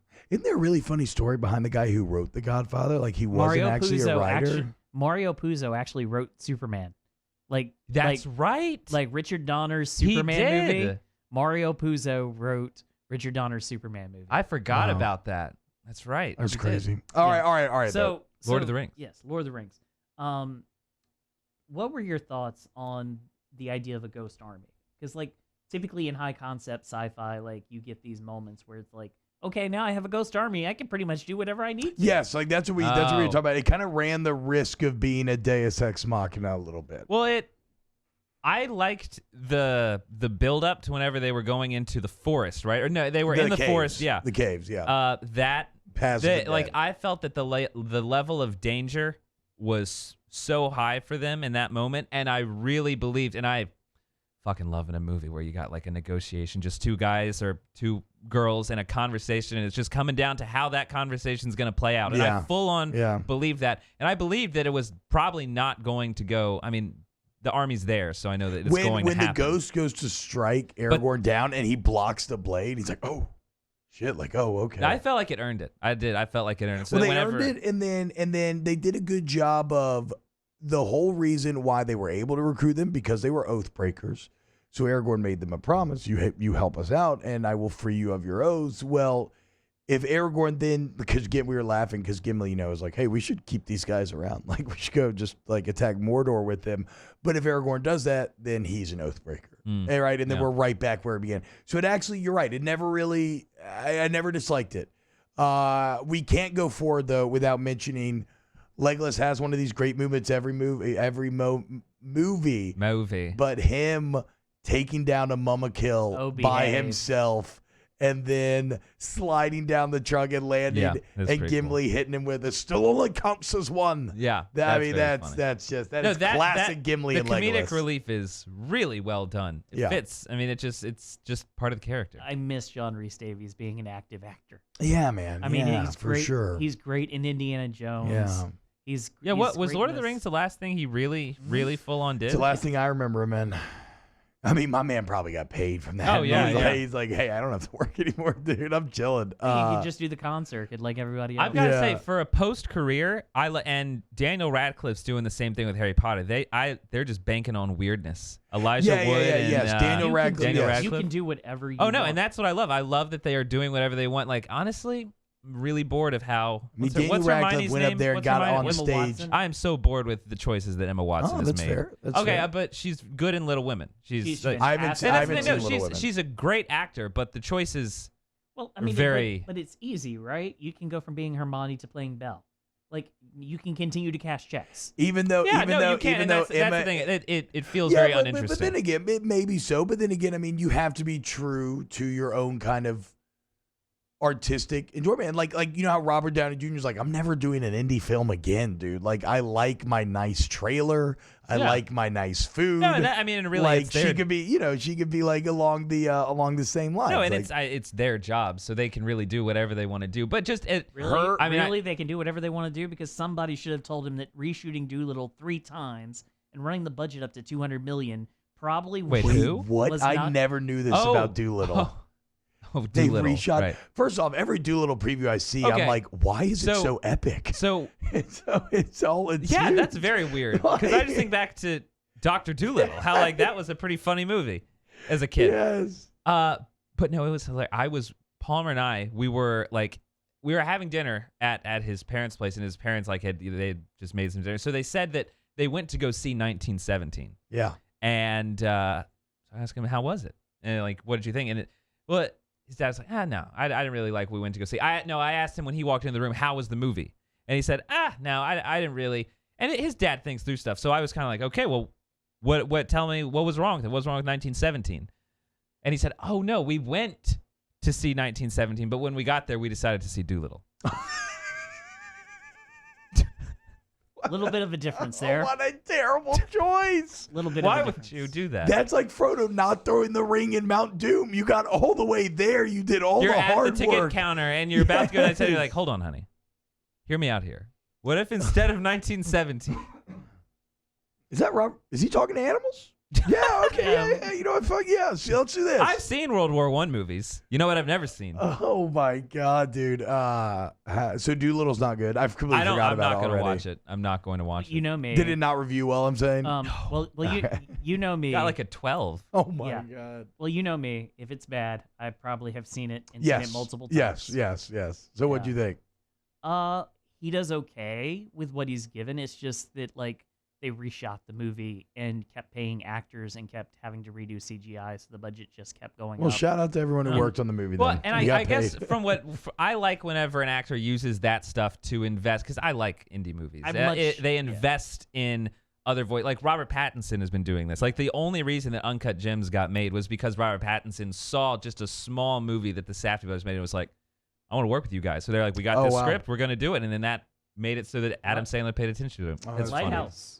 Lighthouse. I want to see Lighthouse. All right, we're getting very the off. weeds, boy. We're getting far. Last thing I'll say on Emma Watson, her part in This Is the End is very funny. It is funny. When they're like, Hermione's up here with an axe, whatever. Yeah, okay, now, back to Lord of the Rings. Do you have some? Back to Lord of the Rings. So, what's your favorite? Hold on, speaking in the mic there, you're looking at Nathan. Yeah, what is your favorite moment in the battle?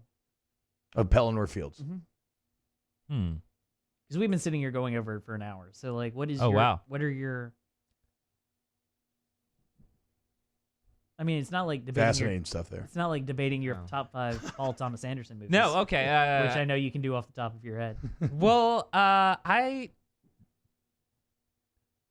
keep getting it. It's been. This is why I should have rewatched it, because I'm getting just all of the fights mixed up. Well, okay. So Pelennor Fields, just jog your memory here. It's the one with the orc who has the arm that's kind of messed up, and it is the one where they're launching the giant. They have the trebuchets that are launching the giant stones. I guess this sounded like a lot of different battles. Well, no, this is the one that this is where she kills the yes, with she the kills the Witch Witch King. Oh yeah, It's the a moment wherever she says that you were killed by a woman, and she like this is to me yes, and it has the charge of the Rohirrim, and then the Mumakil counter charge with the giant elephants, and then it ends with the ghost army. That whenever you first see the giant elephants, that's that's the funnest stuff with it. Just seeing big shit in movies is so awesome. And like to me, the part that, like I said, stands out in that is the tusks with the chain in between, and it's just like it just sweeps down an entire swath of Rohirrim. Okay, so Pelennor Fields is over. Legolas pulled some slick shit, and they are then kind of having this meeting of what are we going to do next, and they decide that they got to give Frodo a fighting chance because they know that Frodo's at least like in the area, and then they got to give Frodo a fighting chance. And once again, this is the kind of culmination of Aragorn, right? Because this is when we see him become a Lindil. He puts on... The more that I watch this, Aragorn is probably... And when I watch it again, he's becoming more and more my favorite story in this. Because that journey... And that as a kid, I did not understand that he is going to become king. I was just enthralled with how Gollum looks freaky. Yeah.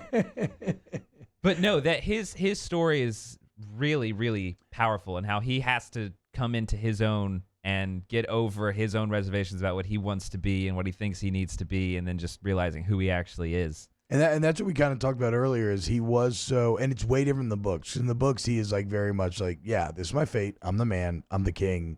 Let's go. But in the movies, you can feel him. He's weighed down by the burden of that fate, of that destiny. And then when he gets the sword from Elrond before Pasadena, that's like the first moment where he's like, all right, this is me. Yeah. And then to me, when he obviously leads this final hopeless assault against the Black Gates, that is his first true kingly moment. And it's because he has the king's armor on, right? We have seen Aragorn dressed up, sometimes slightly armored, but for the most part looking pretty raggedy. Yeah. The entire movie series. For 11 hours, he's looked raggedy. And then now he has this beautiful gleaming armor and the feathers of Gondor in his crown, and it's just, you're like, whoa, I get it now. No, and that's very sad because you think they're gonna die. Like it's just, it's ridiculous that they're doing it. Great speech again too. You know, the day will come when men's blah blah blah fail and da da da da, and then but it is not this day. It was a great speech. In a movie filled with great speeches. Yes, because we already mentioned Theoden's before the charge of Rohirrim is spectacular as well.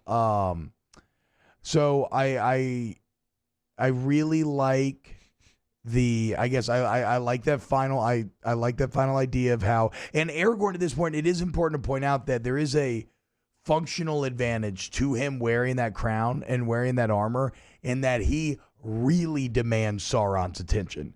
Because Sauron is still not fully aware of Frodo. Sauron is still viewing the biggest threat to him being the heir of Isildur. Mm-hmm. And so when he realizes that the heir is right there, and they got this little band of people, like, Sauron is all in. Ooh, how good is the voice of Sauron that you only get in the extended edition? He's got the extra wide mouth, and it's just so creepy and unsettling. Another good horror from Peter Jackson. It looks terrifying. Like it's really disgusting. Not gimmicky at all. And they tried a lot of different stuff. They say they like put the mouth vertically. Like they tried all stuff, and really in the end, all it was just making it extra wide. Just those teeth. Yes, and it was really, it bums me out that theater goers didn't get to see that. I get why, but I did feel that was very effective. You have Aragorn basically calling Sauron a little bitch and not giving in to the offers that are being made, and not ruling the galaxy together. And the what? The galaxy. Yes. And then so the fight happens, and you have a couple shots that I love. Which, first off, Aragorn leading the charge alone, but then the hobbits being the first to run out. Like, now obviously they get swallowed up by the humans because their little hobbit legs aren't fast enough. But for them to be the main ones behind Aragorn, Merry, and Pippin, if that doesn't tell you about the resilience of hobbits, then I don't know what will. I would have followed him to the gates of Mordor, right? Yeah, exactly. Yes, that is literally, I forgot, that's literally what Aragorn says. As he realizes he has to go a different path. I never realized that. Only to quite literally follow him to the gates of Mordor. That's beautiful. Well, I'm really excited about the show because and I need to read the books because like the more that you guys talk about what actually goes on the show's not going to be in the books though. It's second age. I mean more like the actual, not what happens in the books, but just the world of Lord of the Rings. Yes, is you will so get rich. a lot of richness out of reading the books. Absolutely. The appendices are a book on their own. I've actually never messed with the appendices, really. They're fantastic. I know that's where they mined a lot of stuff from. My favorite review of The Hobbit was that it should have had its appendices removed. Well, I mean, there's a lot that should have been removed.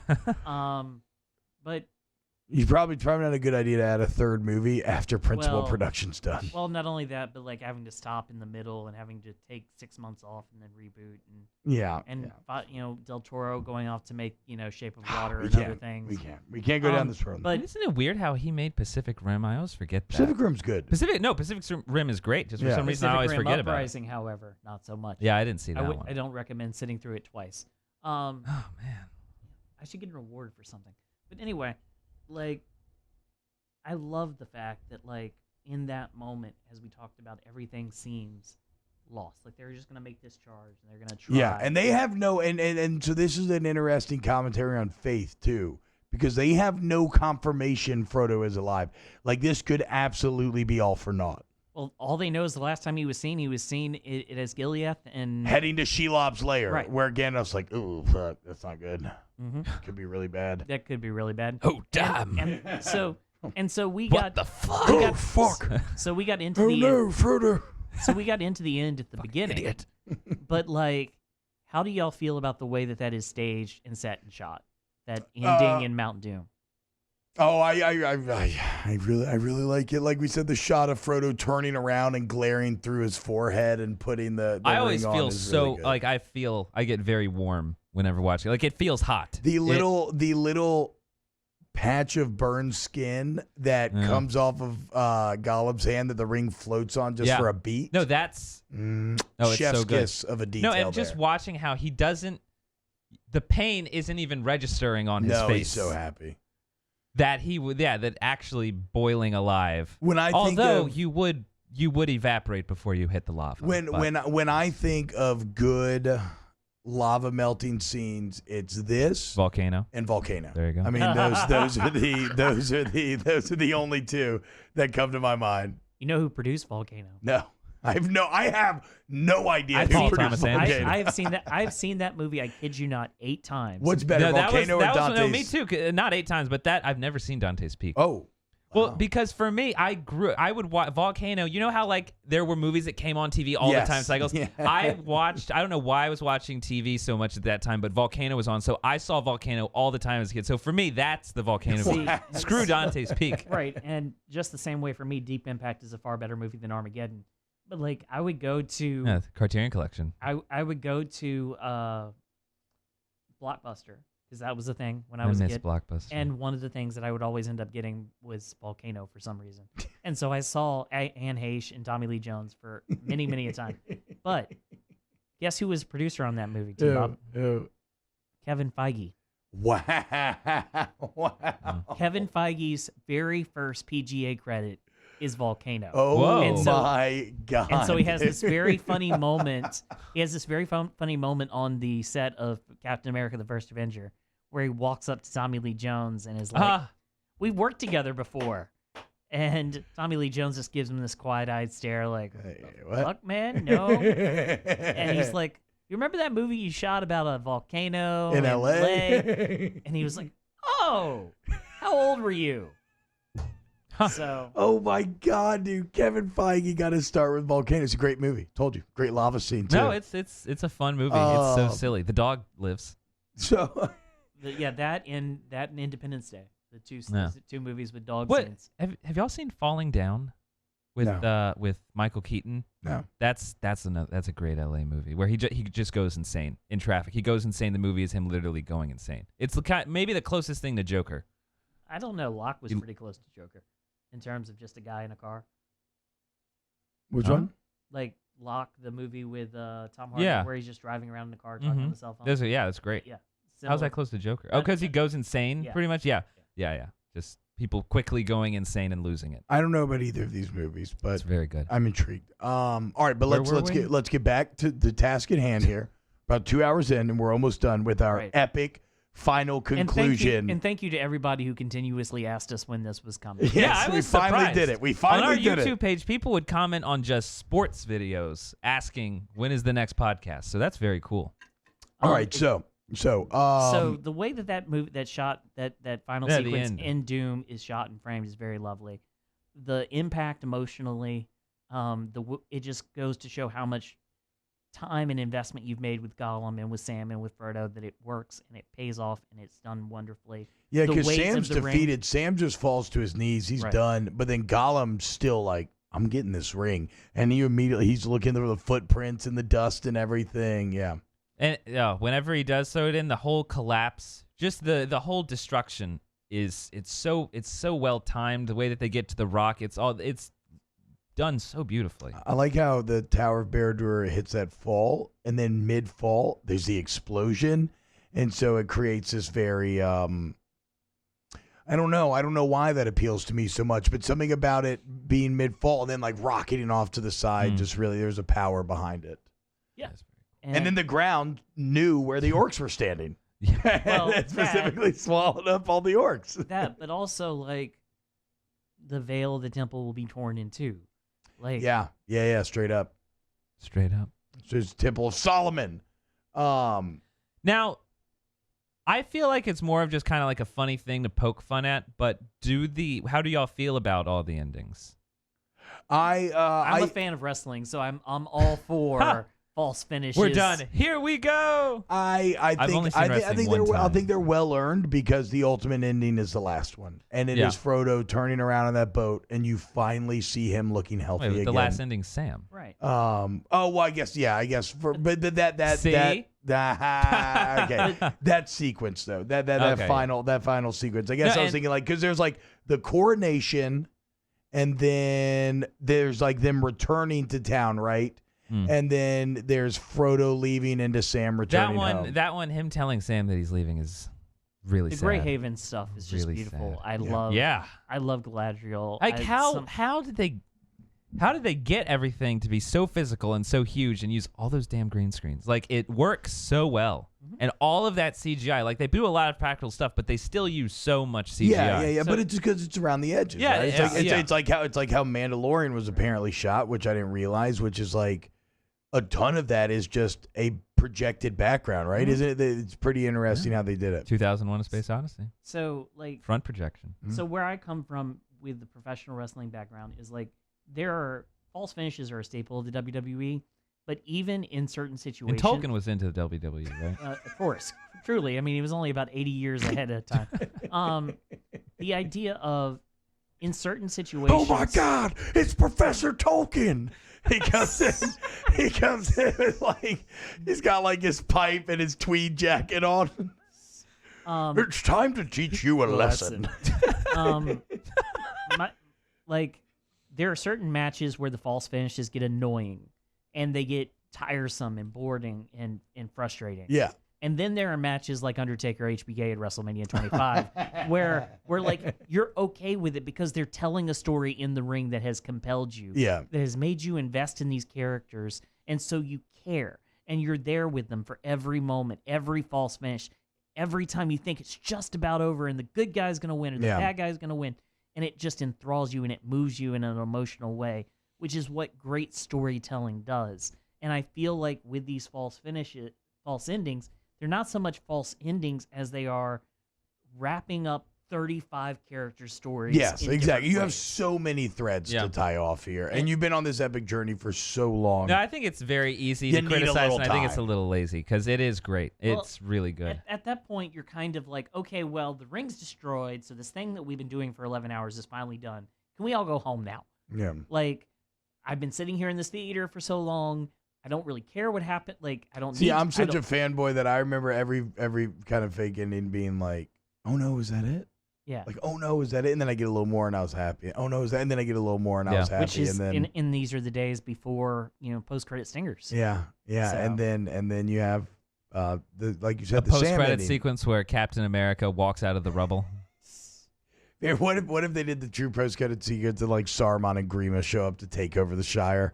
Because in the books, that's actually what happens. In Return of the King, when they get back to the Shire, Saruman doesn't die like he did in the movies, and when they get back to the Shire, freaking Saruman's taken over, and they have to basically battle back and free the Shire. Yeah. Did they kill Saruman there? Yeah. And then how did he take over the Shire? Like, what's going on? Because when they're gone, he just heads over there. Did he just kill a bunch of people in the Shire? It's called the sacking of the Shire. Oh, that's hilarious. It's like, damn, you've been through all this. You got rid of the ring. You done killed Sauron, and then you got this asshole still just like you're Fucking up home. shit. You're home. You just want to get home so badly. And then the Saxville Baggins is taking over Baghdad. Okay, so wait, what's the ending of the book?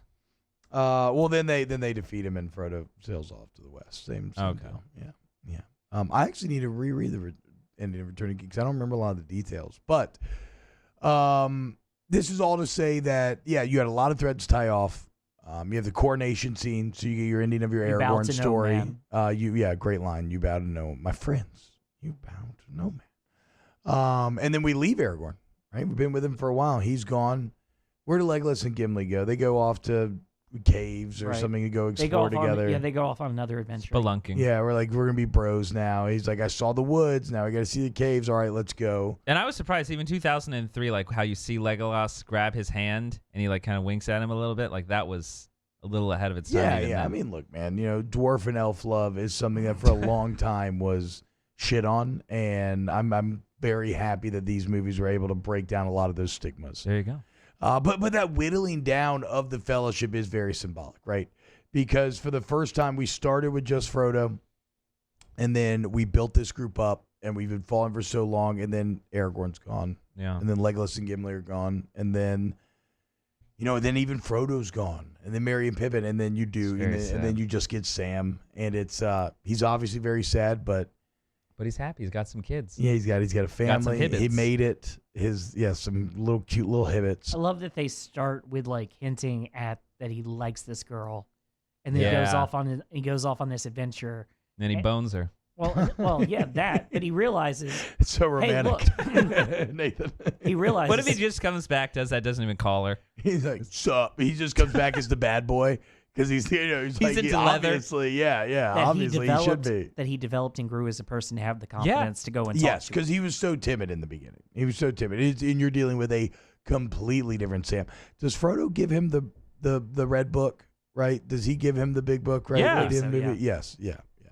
Which so that's kind of an interesting question. Is Sam the person telling us the story the entire time? If he is indeed the man, in fact, like he is the man with the book, and he is who the movie ends on. Technically, it would have to, because wasn't there a shot of someone finishing up the book? It was Sam. Well, But we see Bilbo And at the very beginning of the series riding in the book. You see Frodo riding in it after they get home, and then you see Sam end with it. Right, and Frodo and Bilbo are in the Grey Havens, so it is only left to Sam. Yeah, and what a great call out when you go back to Fellowship, and he's like, when he's leaving the Shire to go re-seek his vengeance, like, have you thought of an ending for your book? And he's like, yes, and he lived happily until the end of his days or whatever. And then they in fact do. One thing to note one thing to note too with the ships going west, those are all the ring bearers. Mm-hmm. Right? It's Gandalf always had Círdan, which came from Celeborn, I believe. Is Galadriel's on that boat as well, and she has Vanir, I think. Obviously Frodo has the ring. So yeah, those are all the people that dealt with the rings of power from Sauron, and then wait, Frodo has the ring.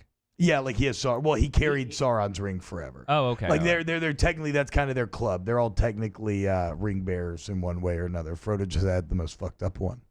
And then that's that's it. It ends as humbly as it began, just in the Shire, a little hobbit hole, and which you can still visit, as you know. As I know, I have been to New Zealand. I would love to go to New Zealand. Yeah, Mata is the town where the Shire is, and now it is fully built out, and it's great. And you go on the tour, and you go have eat a delicious English breakfast, and you go have a beer at the Green Dragon, and I you got to hang out under the party tree and smoke a pipe, and yeah. Oh yeah. By the way, Brian has an excellent Green Dragon shirt on. Where'd you get this, though, Brian? Because it's pretty cool. Box Lunch, Mall, Louisiana. And why is this cool? What do they do? A portion of all of the proceeds go to the Baton Rouge Food Bank. So Yeah. a portion of every sale very goes cool. to the Baton Rouge Food Bank. So So shout what out the hell Box are you Lunch. doing if you're not out there doing that? Yeah. Go get a Green Dragon shirt. I mean, I'm just staring enviously at that thing. It's the Nice. What is on the back? It's just like it's the crest of Okay. Yeah. But yeah, so we kind of end in the we end in the shark end, so- and then who was telling me, we were talking about this yesterday, a song that can bring you to tears during the credits at the end of the movie. Oh, and that's Into the West. Which one? As this movie, which won an Oscar. Oh, as, did as, it? Yes, as this movie ends, Into the West is just, it's so beautiful. Nathan, is this the most publicly accessible Best Picture winner of the 19 years? That's interesting. Can you call it accessible though? If you need Fellowship and Two Towers to enjoy it, maybe accessible is not the right word, but Honestly, is it so accessible that even because of that, it's still worth talking about whether or not it's the most accessible? is it Everyone has seen these movies. yeah, I mean, yeah, no, they're is it the most cultural icons. accessible or is it the I feel most like Green Book's pretty accessible, so derivative. It's It's too accessible. You don't even It have is to a speak the hodge- language it to is- get it. It is a hodgepodge of stereotypes. I'm still bitter about that. I am too. Gosh. Roma was by far the better movie. Yeah, just Roma the is, thought of anyone saying that Green Book is better than Roma. Roma will be the film that film Or the students- favorite. Yes. That's what I wanted to Or win. Phantom Thread, your favorite. I know, Brian. But Fuck you, Green Book. No, why? but I mean, Even in that list, it's like it would be like if Ford versus Ferrari won this year. Right. Like, what is that doing there? I haven't even heard. I've but never like, I haven't heard if- anything if- about. but Ford it- versus but think Ferrari. about this. Exactly. But think about this. Over the last 19 years of Best Picture winners, this Yeah, is what probably was- the one with the biggest box office. Okay, Yeah, so you're No, talking this about like would be so like you're talking about like The Dark mainstream Knight. appeal. This would be like The Dark Knight winning. So maybe instead of instead of accessibility, like mainstream appeal. Absolutely. This probably was so. this was pure It's mainstream. because it's 'Cause weird to think that the idea of 'cause any Avatar didn't addition. win. No. No, and it No, shouldn't I have. don't Her know. locker was better. Yeah. Avatar's I didn't realize Kathleen Bigelow was that old. District 9 is better than Avatar. District 9 is so sad. And Peter that guy- Jackson, And that Neil Blanc can't get a movie made now. Yeah, why is that? because he made two stinkers. Oh, he made Chappie and What was the other one? Elysium. Elysium was all right. Elysium was like dangerously all right, just Yeah, like so yeah, okay. Yeah, that- you're right. It's in Ant-Man territory. yeah. But gentlemen, I appreciate going on this journey with y'all. I agree. I And- agree. What an Yeah. epic journey today. No, yeah. Over 2 hours of And Return of honestly, the it's King cool talk. that we waited. What, over a year? I counted it last We're night. we're kind of like how It's like 13 to 14 months. I they counted it took last like a night. couple months off in Rivendell in the middle of their quest in the story, right? And then they were very hesitant. They want to leave. They had to leave. We just stayed in Rivendell for a while. We were just chilling, dude, hanging out. I counted last night. It was 1 year and 21 days. Wow. But it's not how you start, it's how you finish. And The Return of the King was an incredible finish and won Oscars. And we have now finished our own quest of talking about this movie. And thank you to Peter Jackson. Thank you to Yes, thank you, Philippa, Peter Jackson. Fran, everybody involved in making these movies, the actors, the production, the makeup artist, the guys building the sets, every single person. You have given us a series of, an artistic achievement that'll stick with us for our entire lives. And thank you, Brian, host of Movies on the Brain podcast, for doing this. And thank you, Nathan, as you prepare to quite literally sail into the West. I'm gonna fly. Well, yes, okay. he's going to take a G tour east, and then he's going to go. Yeah. Yes, as he literally eventually ends up in the West. It'll be a quest to get to the quest. Yes. Thank you, not just for this, but for all the great work that you've done on Off the Bench and working with you the last 2 years. It's been excellent. It's been the favorite thing that I've done so far, and it's weird to think that there could ever be anything possibly getting close to how cool Off the Bench has been. And it's going to be great. And Well, when you make your Lord of the Rings, that'll be it. Yes, and from my standpoint, Oh shit, that's right. No, they gave me season 3. I'm still not even If looking at I that. don't get to go on set, I'm going to come there and cut your nuts I'm off. a little bit concerned if they got like I like that director a lot, but it doesn't. Who's the director for it? I don't know. Bayona? J.A. Bayona? What? Can I get a resume? Okay, The Impossible, the tsunami movie with Ewan McGregor Oh, and great movie. Naomi Watts, Great The movie. Orphanage. I don't know The Orphanage. And what was he did one of the Jurassic Parks. Jurassic World. Jurassic World. Jurassic that's- World Look, Fallen Kingdom. Everybody. And he did A Monster Calls as well. That and A Monster Calls is great. I cried in that. Working is a stepping. It's it's a process. What's weird about Peter Jackson is that while he did great stuff, looking at what he did and then taking Lord of the Rings is so big that anyone that did that, like you'd have to be James Cameron to not be surprised that you're going to take that jump. But Yeah. his resume is so weird to then see just like the next thing is Lord of the Rings. Yeah, and to me that whoever, I wish I could remember his name, but whoever the Miramax executive is that they pitched to, shout out to that guy. I mean, shout out to their pitch because it that obviously Harvey was Weinstein? effective. Thank you, Harvey Weinstein. Oh shit. No, it wasn't, right? Was it? No. He's one of them. He was one. He was one of the founders of Miramax. Yeah. Yeah. Well, But I don't know that he would. Thank you. From T-Bob to you, No, Harvey no, Weinstein. no, he would like no, to thank you. I don't think it's Harvey Weinstein, but as the story goes, His name is in the credits. okay, but whoever the executive was in that room, It's like how they shut out Well, it's shut out more- the promotion of Kevin Spacey it's- from it- Baby Driver it's- whenever his stuff went down. It's more thank you to New Line for Yeah. being the main distributor. okay, so that's who it is. And that's who it is. The executive at New Line. Then there's a story where they were pitching the movie, and it's still at the part where they're pitching two movies, and the executive they pitched it to, and it was after they got turned down by Paramount. Maybe it was like they're not going to distribute it, so maybe they're at New Line, whatever. Yes, but the executive says afterwards he loved the pitch so much. He said, "Wait, two movies? Isn't this supposed to be three?" And then that's what set them down this path that we ended up getting. It's insane to think that they ever thought about pitching these three books as two movies, and it's insane to think that they then pitched one book being three movies. So that shows how much this changed the world, is that fantasy wasn't where it is now. No. Well, now we apparently know it that has- people love fantasy. Apparently, he hasn't. Whoa. Whoa. Sorry. I got call him. Call him.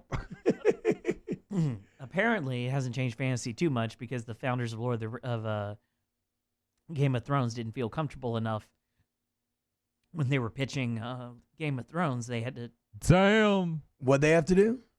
Oh, they're on record as saying like when they went into pitch, they pitched an idea of stripping all the fantasy elements out, so it was acceptable only to soccer Wait. moms. Wow.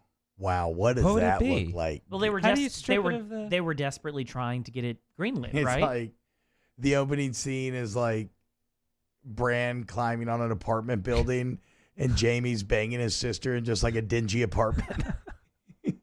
Get out of here, bro.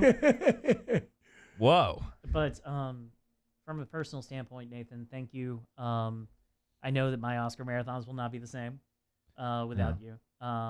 You will forever. I'm gonna miss that a lot. You will forever be the president of the Paul Thomas Anderson fan club, Aw. and this city and its film community will be less without you and without your insight and your knowledge. And we appreciate the time that we got with you, and we wish you nothing but the best. I'll be back in March for a few days. Well, that'd be good, and we appreciate you coming, and we wish you nothing but the best going forward. Brian, thank you. I love you, man. I love both of you guys. Y'all are awesome. And man, I did not think when starting this job, one of the reasons that I stayed at this job way longer than I thought I would was because I was able to nerd out in a way that I have not been able to. This has been absolutely amazing. Yeah. Perfect. I agree. Also, weirdly, I am not that much of a fan of Magnolia right now. I don't know why. I'm gonna go. Wait, what's Magnolia? It's one of Paul Thomas Anderson's movies. It's the one with Burt Reynolds. Oh. Yeah. Wait. Or is that no? It's it's Boogie Bug Nights. Yeah. Well, that'll do it, folks. The epic journey is at Q into the West because our own epic journey has now come to an end. So we will see y'all later.